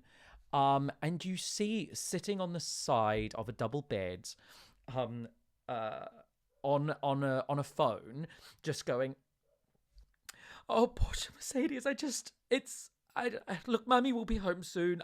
It's just all a lot. Thank you. So you. I'm so sorry to interrupt, lovely. Do you know where the little granny's room is? Oh dear, I have to go. Mummy she's loves you. Crying. Oh, I'm so sorry. I didn't mean to interrupt such a personal call. Would you like a humbug? And I'll take one out of my bum bag and I'll offer her a little sweet. Will that help? And she like reaches out and she sort of takes it, starts unwrapping, says, I didn't realize we had any guests here. Oh, it's a funny old thing. We're not meant to be here. Our boat started to sink nearby, and lovely butler Andrew rescued us. We're so grateful. Oh, I'm so sorry. That's awful. What's your name, pet? My name is Sarah. And you recognise that name. That is the eldest daughter. She is in like a big baggy like knitted jumper. She's sort of but she looks incredibly small in it, and she's the first person you've seen on the ship who seems generally quite upset. Yeah. That's pulling at my heartstrings. That is. I'm so sorry. Is there anything that we can do in this moment? Oh my God, Pet, you've been through so much already. Don't you worry about me. I just wanted to say I'm so sorry. I'm so sorry about the horrific circumstances that happened to your dear father. Oh, you know what? Thank you. Not, I shouldn't be ungrateful in these moments, but it just seems like no one cares, and I'm just. And she sort of like starts to sob a bit. Yeah. Oh, Pet, talk to me. Talk to Granny Doreen about it. And as you start, is your intention to try and get a clue in this moment? Yeah. Yeah. So I will ask for a presence roll. Oh, tits. Of course. Will I ever use my vitality, I wonder? I mean, maybe you need to physically search. I need to shake it out. If you'd like to change tactics. No, to be fair, it's fine. Right, can I... Oh, I've got this thing where I can use my sister, but there's no point calling up my sister to give me advantage. If you can... I mean, if you can make it work. I can't think of anything. It doesn't. I think we're having such a lovely intimate moment. Yeah. I don't need my sister. I can do this myself. Come on, Doreen. 6. 6 is not enough for a clue. She sobs in you. You can put on a crown in this moment if you would like. No, I've done it already. She pulls you forward and she just sobs. I'm going to give you another condition. Another? Yeah, I'm going to give you, what is it? She's going to follow you around everywhere now and just like I get a pet. you get, what can we say? Needed or needed. Stalked? Pardon? Yeah. Stalked. Yeah, needed. You're going to get needed by Sarah as she just sobs. We cut back down to Melanie. You are locked in a room. What do you do? She's still going to tidy. Mm-hmm. I like to think as well. Do Agatha and Doreen have phones? I have like a super old Nokia that I'm not good at using. Maybe I I'll definitely have phone. Yeah, I definitely do. My bum bag. You definitely do. Maybe I'll try and phone Doreen if I know that Agatha isn't the best with hers. Yeah. Will I do that, or will I just try and? What's the vibe on the door? Part of me's like, would she just lockpick because she's a cool old lady and Just like she kick might it have those open. things? Use your vitality. Do you think you can it's like one of those it's got a key. It's a key lock differently in it. Yeah. And I think what's happened is they've left the key in so you can't unlock it from the inside. That makes sense. I'm gonna try. Oh my god! Wait, can I do the thing where it's book thing? Oh no, actually, I was gonna do a Gold Crown Mysteries move, but this is not a big enough moment to do that, so I won't do that. You're locked in a room. Go for it. Once per session. It's only once per session. Though, do we want to use it for this? Why You're not? trapped. I think it's great. If you've got an I idea, think we go for kind of it. need you. We can just stay there. Well, so maybe then I will do a Gold Crown Mysteries move if I can. Yeah. And she will, as she's tidying, go, oh, that reminds me of something that happened to Amanda Delacourt. She got locked in a room just like this when she was on a boat, and she pushed the key out of the lock from the inside, and then she did some jiggery pokery, and then she'll like reach into her satchel and she's got like some tweezers, and like maybe she snaps the tweezers in half or something, and then just like a couple of thin paintbrushes which she can use to like poke. So the problem with the situation that Amanda found herself in. So Amanda was stuck on a boat. She'd been locked in the room. Why did Amanda Delacourt needs to get out so quickly? Anyone can chime in. This is all of us feeding in on this. Is it like the suspect is getting away, or like the room is filling with water, or like okay, so Amanda Delacourt stuck on a boat that is sinking. She's been locked in by the villain of the book.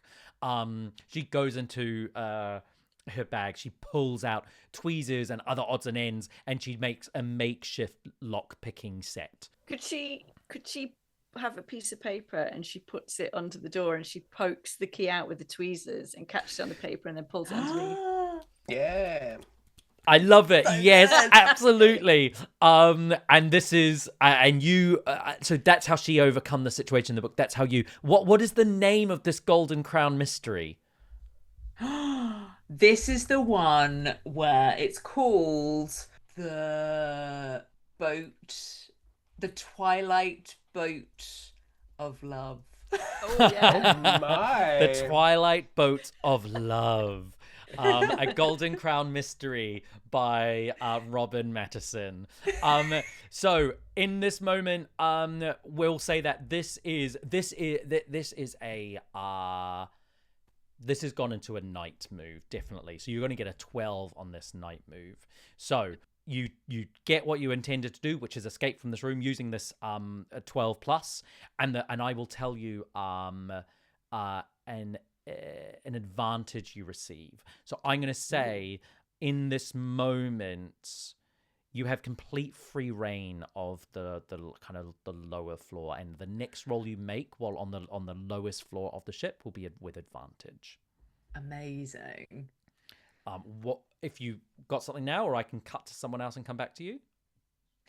Come back. Yeah. I'm gonna think So about as you rules. get out, you're ready for your next move. Next thing you're going to do. We cut back to I would say this is both of these situations happened really quickly, and I think you find Agatha and Doreen both once again meet in the hallway, except there's one more person, which is Sarah, who is currently crying on Doreen's shoulder. Sarah, this is my other, granny in distress. My friend Agatha. Agatha, this is Sarah Krause. She's been through a lot, hasn't she? She's letting it all out. You know what I like to do when I get upset? I like to bird watch. Shall we go try and find a blue beaked bird? Yes. Let's go. And I'm gonna lead her to the deck and try and distract her. As you walk out there, Agatha, are you heading along? Yeah, I want to go with them. Yeah. As you head out, you see coming down from a set of stairs from the very top of the ship. There is a man in a captain's perfect, dazzling white officer's uniform, with a big grin, slightly graying at the temples. This is Captain Carl, aka Captain Curly. As he walks down the stairs, and David behind him goes, David, so these are our interlopers. Oh, and Sarah's with them too. It's all right, sweetie. I hear you need a journey, a trip back to the mainland. You've gone and sunk your craft. Yes, we're so silly. We're so grateful that Andrew here helped put us on, saved our lives, really. And it's so lovely to meet Sarah. She has such a way with words. I'm taking you in a bluebird. Yeah, I know, Pet. I know. Well, I will raise this anchor as we speak. We'll get you back to shore in no time at all, and you can leave our boat and get on with your lives in no time at all. Oh, Captain Curly. What can I do for you? Are there any rules that we must obey while we're on the ship? Stay seated and hold on, my dear. Stay seated and hold on. Yes, Okay. we're going to get you back as quickly as we can. We can't have you fine young ladies out here on the ocean at this late hour. No.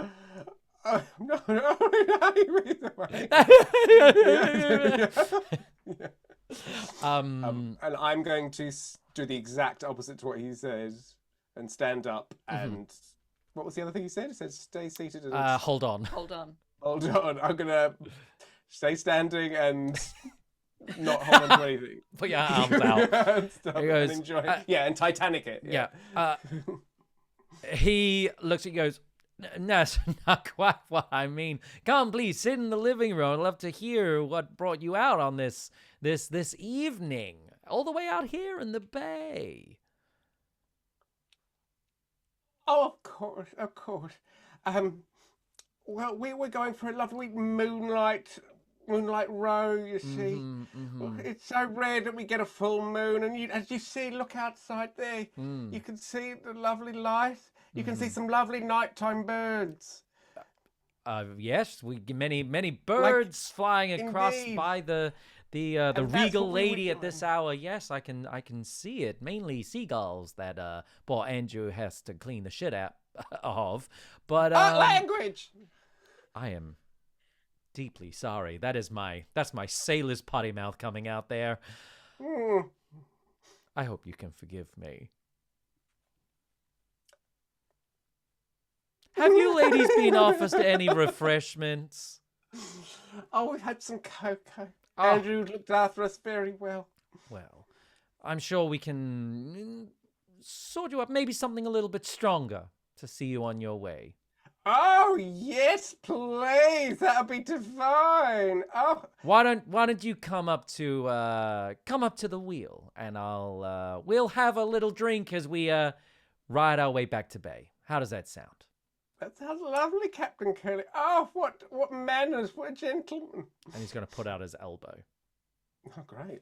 And he'll take you up to up to, what is it called? The bridge. The bridge? No. I'm going to wobble up the stairs Yeah. without any support behind me.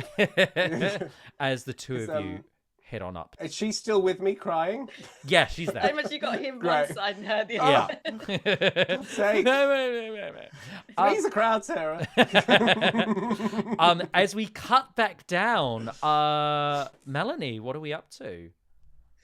So I think she's going to try and go for, it seems to me, with my zero knowledge of fancy luxury yachts, more's the pity, that there would be in this area like some storage, some like, whether it's like food storage, but like extra things which would not be cluttering up this like fancy deck. But should the family require these things, they can be brought up, and like different things can be happening depending on where they're docked, what they need. So I think she's going to try and go for that as like a potentially good place to put something. Yeah. So yeah, you head to the storage room. Yeah, you head into the storage room looking for sort of odds and ends. This room is so cluttered. It's filled with so much stuff. Like they travel all over. Yes. Before I, as I left his room as well, I would have closed and locked the door again. Cool. Yeah. And you head into the storage room. What's your intention as you're in here? There's so much stuff in here. It's like ram-packed with stuff. I'll look for, I'm not super interested. Well, am I interested in the food? I guess I would just be looking at like, maybe I am interested in the food because if we think that, well, we don't know yet. I have my own things in my mind, but yeah, I think maybe food or like just nefarious things. I know it's quite broad. Yeah, you find like where like the provisions are hold. There's lots of there's like frozen like fish that's like brought in locally from Brindlewood Bay. You can find big sacks of grain and crates and herbs and spices and everything sort of the Andrew would need to cook up a storm. Yeah, I think I'm looking for like if there's anything that like maybe doesn't look like it fits here. So like, roll me something that might be hidden, if that makes sense. Roll me a I believe this is reason, a meddling move with reason. And you can have this with advantage as you have time, as everyone has left because they think you're trapped and they don't need to worry. Is that roll 3 and take the highest? Correct. Highest 2. Exceptional. Okay. Oh my god, it's a 12. It's 11 a plus 12. 1. This is very exciting. You open up, going through, something smells off. And you go and you find this crate, and it's a small crate. It's about this big, and there's something oozing out of it. It's dark purple, and it seems to have like a slimy silver liquid through the purple. You pop it open, and a plume of dark, like ash comes out of it. And it makes you dry retch as you look at it. And you see in this box there is a fish. And it is flapping, it is moving, it is dying. Its eyes are dark purple, larger than they should be on a fish this size. And you can see its gut is sliced open, and from it is this purple ooze that has been filling this box. It flaps around and then dies. And you have found a void clue. So, this is a clue that is separate from our mystery tonight. This is something altogether different. So, in the dark conspiracy, we are going to put a fish dying, strange purple ooze seeping from its gut. This is our first void clue of the game. I mean, how do you react in this moment to this strange thing?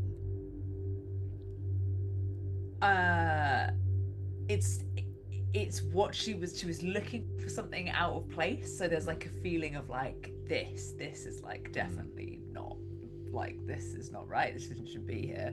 I think she is just very confused. She takes her camera out. She snaps a picture of it.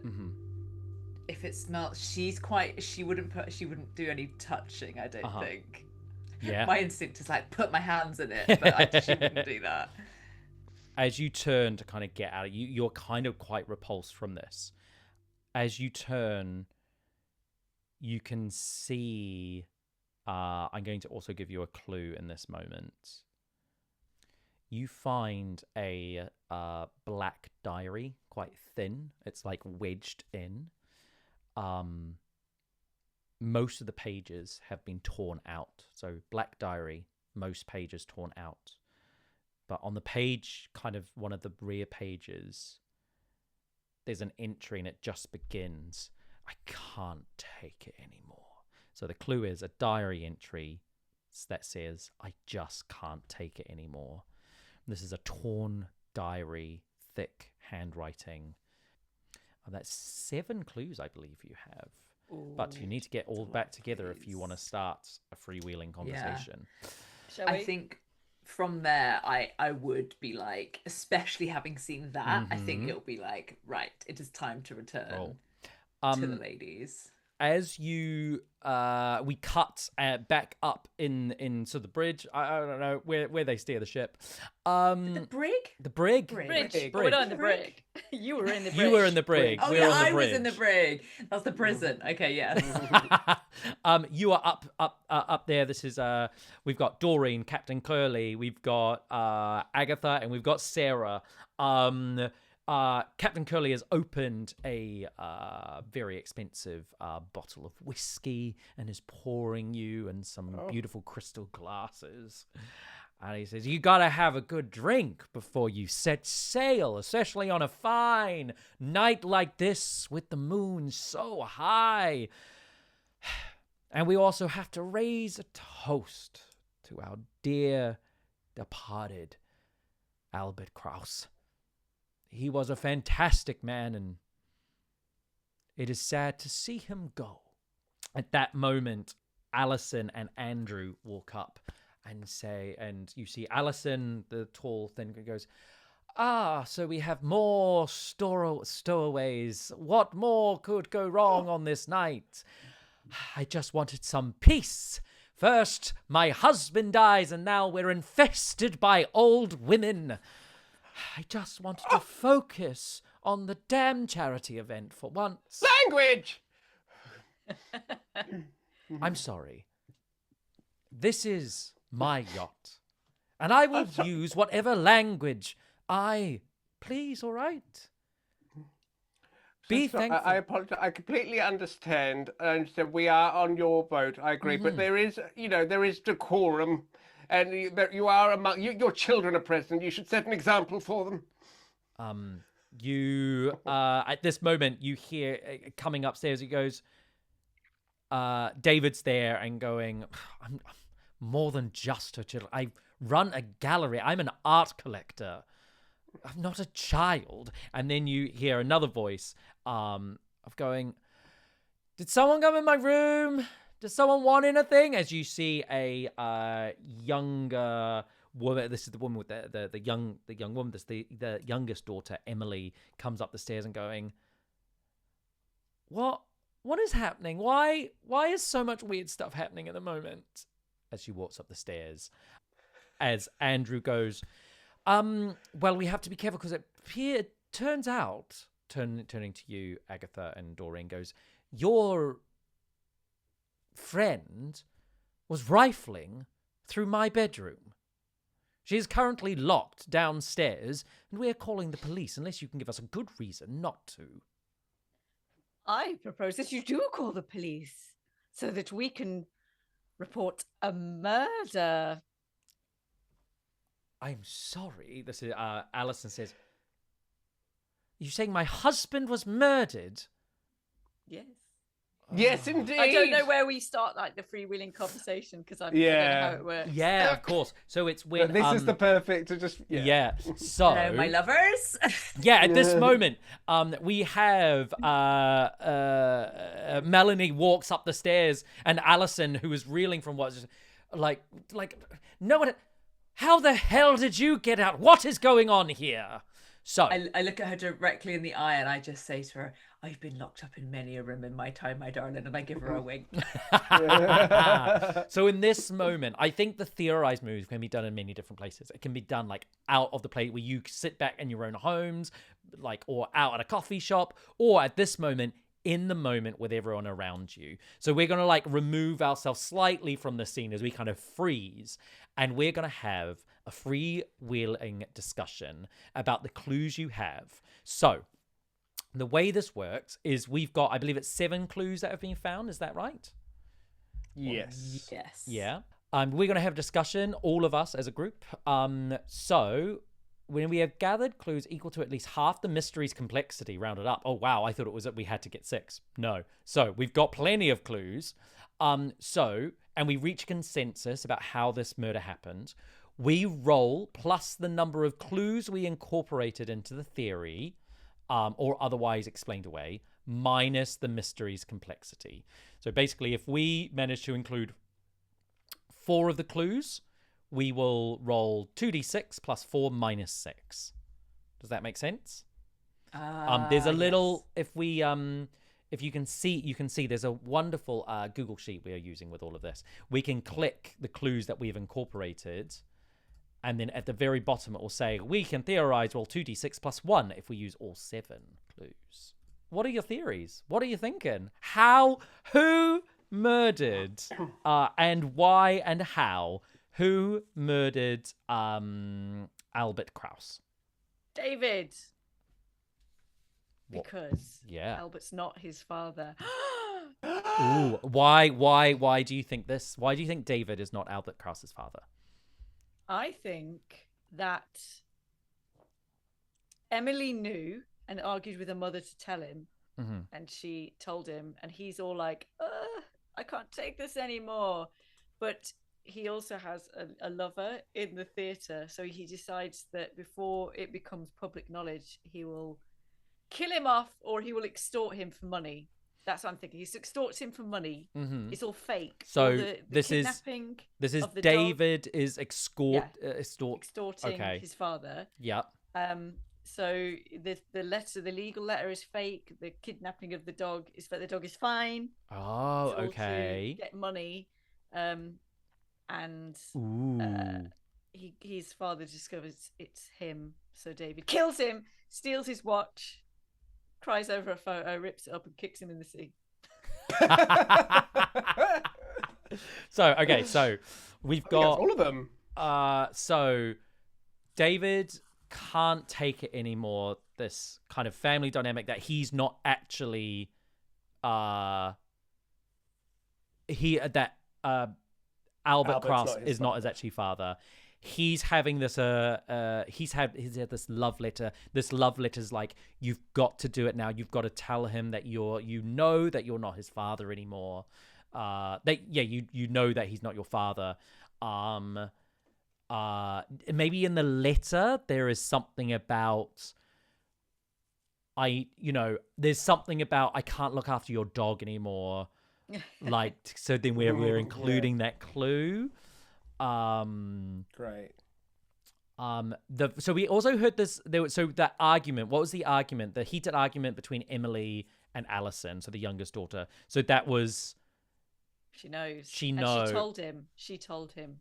Well, Alison would be like, it was a one-time thing, and Emily would be like, he has to know. Mm-hmm. And Alison is like, it doesn't matter anymore. He's dead. We can just let it lie bare. Like, he never needs to know. And Emily's like, I've already told him. Before he died.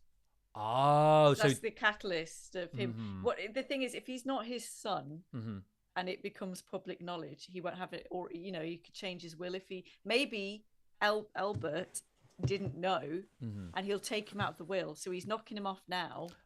And he wants the watch because it's Before like he a takes it family away. heirloom, and he feels like he's owed it. Okay, So he's killing him before it comes out so that he can get the inheritance. I like this. As the son who gets the inheritance. So the son isn't kicked out. Yep. And then, you said like, maybe you recognize there's like a signature, like a fake signature, but you recognize the handwriting. There's some sort of like the signature matches the handwriting from the legal like document to the diary. So what about, and so the torn pictures that's David Guys, tearing can I up. just really quickly interject? Yeah. And it's happened again. I really want to join in. My internet has been not good, and I don't know what we're doing. Oh no! Oh no! Can I get a quick summary? Yeah. Can I get a real quick summary of where we've got to? David killed Albert because Emily found out that Albert's not his real father. That's why she was arguing with her mother, because she wanted to tell David. And she was like, don't tell David.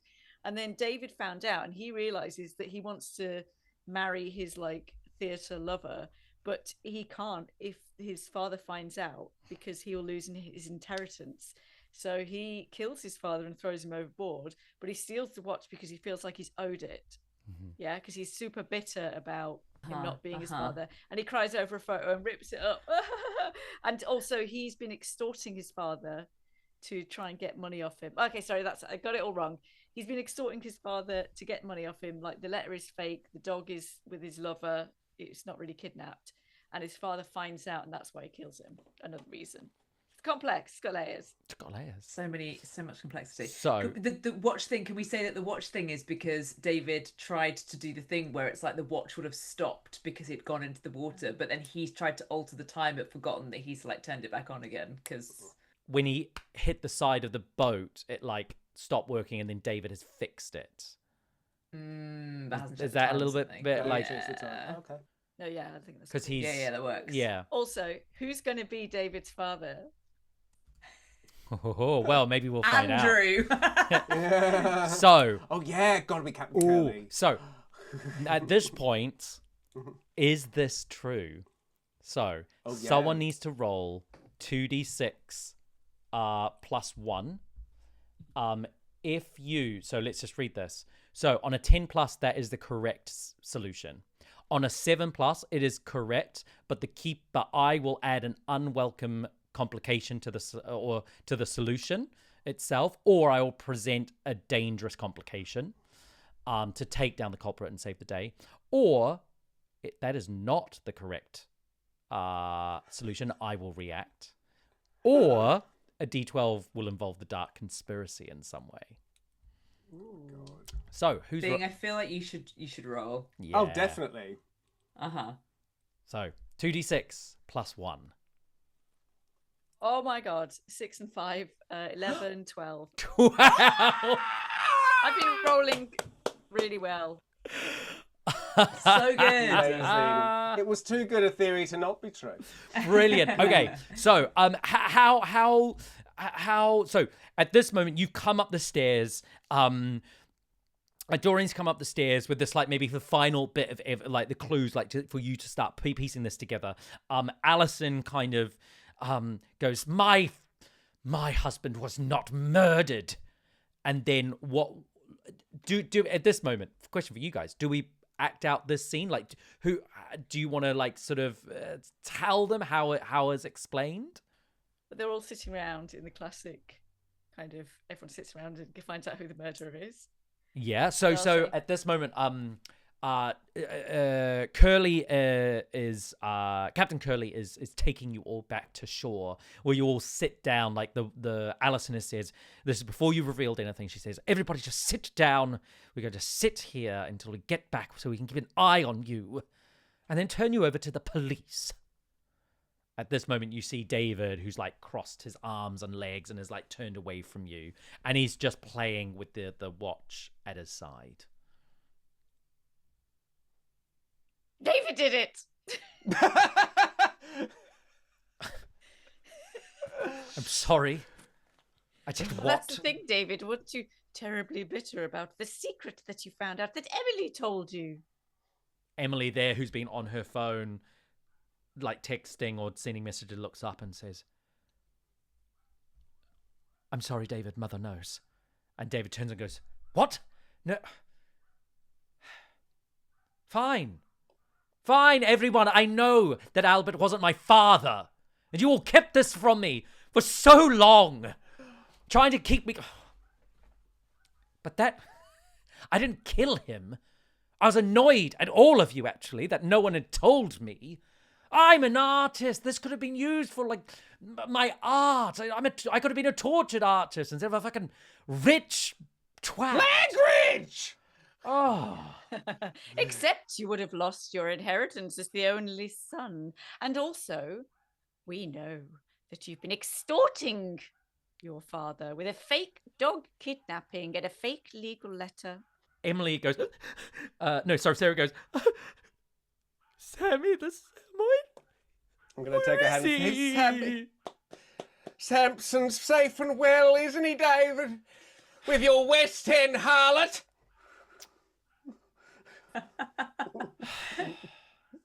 Sorry, Mother. But none of this means anything. You don't have any proof.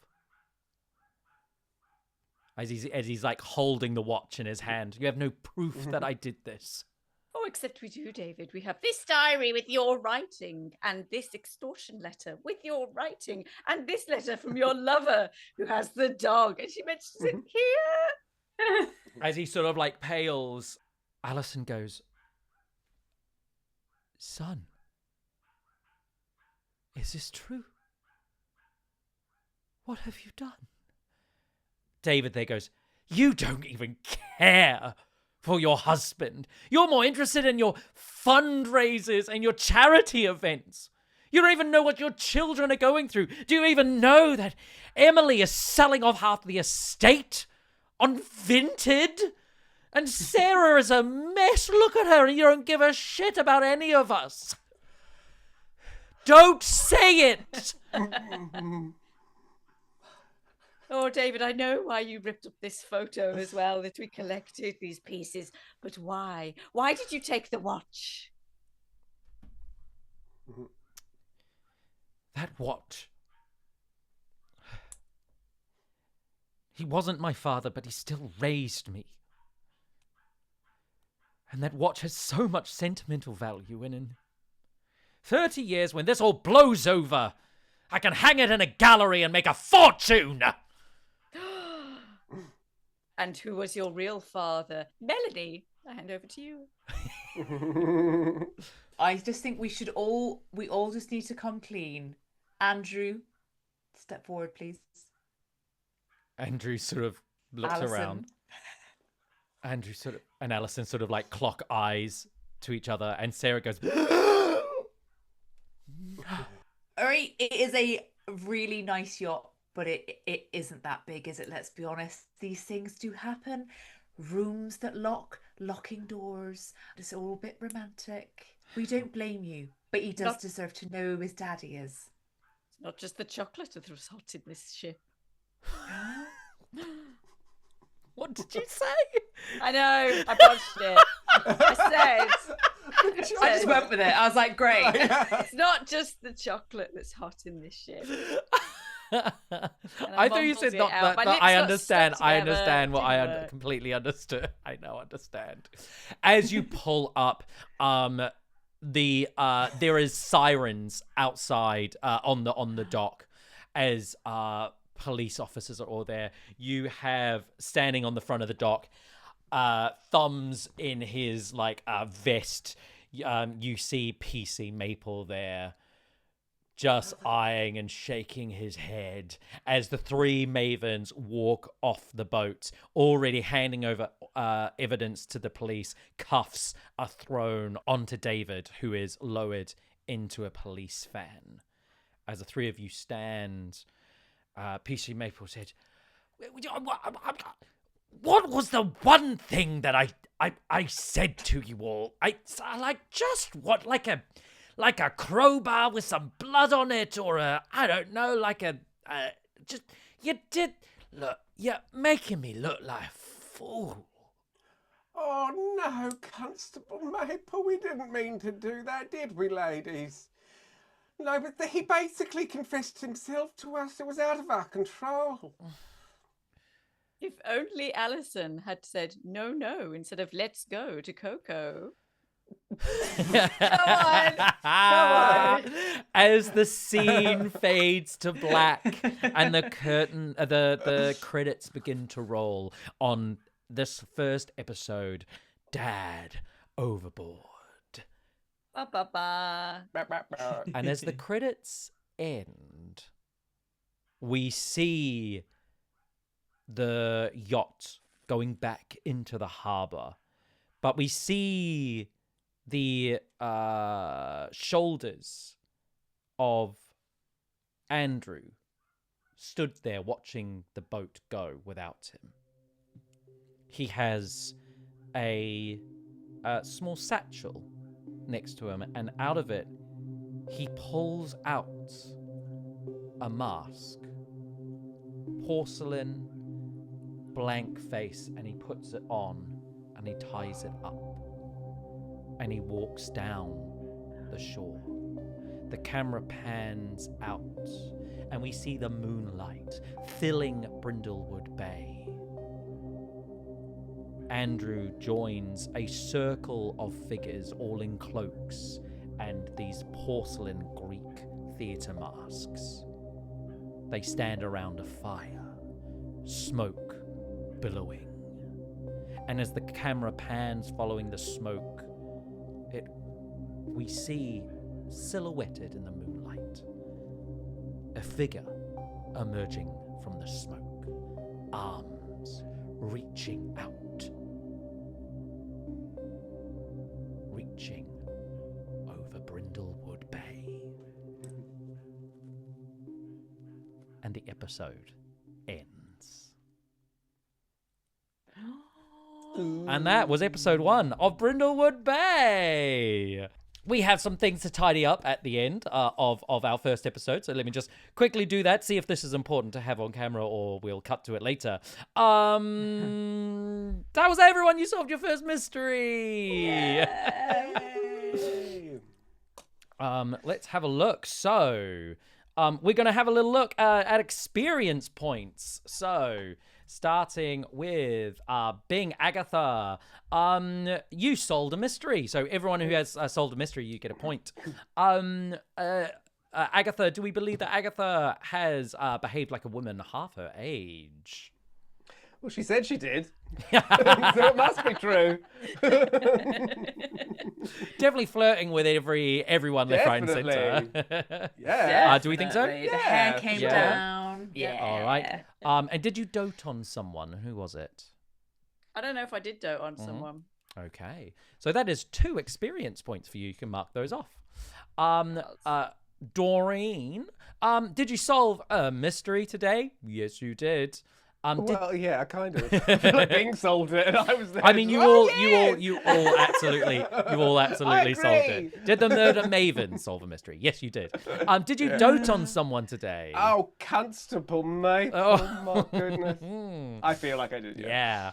And did you secretly undermine the authority of a local official? I feel like I didn't want to stand up, sit down, because that's why I was asking him whether to, like, do you have any rules on the boat? Which is your face where I was like, I'm going to stand up and put my not hold on to anything. Brilliant. And your face was like, okay. I mean, it wasn't a secret, but I would say for the rest of that trip, she didn't hold on to anything because she likes to be a little bit naughty. And she stood up the whole time. What do we think, everyone? Yeah. Yes. All right. Because he's that desperate for experience. And Melanie, did the murder maven solve a mystery? Yes, they did. Did you show someone you've still got it? I was trying to do that with the boat rowing, so I was just like, I'm doing it. Nobody help me. I've still got this. I will take that. And did you share your wisdom with a young person? I don't think I did. Don't I was think you did looking that for an one. inroad with the lady who was going over it with Agatha, but there was no opportunity Oh, no. to share Shoulder wisdom. in, As in, shoulder in. she was off. Yeah, Yeah. Didn't she want was our off. wisdom. Yeah, she really didn't. She really No. didn't. And finally, you had your secret objective, which was to move a boat into moonlight, which I don't think happened. Well, technically, I moved it out into the bay in moonlight. Did I? I suppose we moved the boat. I'm gonna give it to you. It's It's the okay. first one, so I'll give it to you. But next time it will be harder. So you can mark. Okay, You fair. can, Sarah. You can mark an additional experience point. Thank you. Wonderful. Is there anything else for us to do? I mean, I think that's it. We've got some experience points. So the Mavens are trying to get to 5 experience points, and then we'll get some little bonuses. But in the meantime, that has been our first episode, episode 1, Dad Overboard of Brindlewood Bay. Thank you so much for watching. I hope you enjoyed, and we'll see you for the next mystery. Bye. Bye. Goodbye. Look after yourselves. Who did I say was having an argument? It was Alison Emily. and Emily. Yeah, I put it in the clue. Oh yes, Alison and Emily are having an argument. Alison and Emily were arguing about why they killed their dad. Yeah.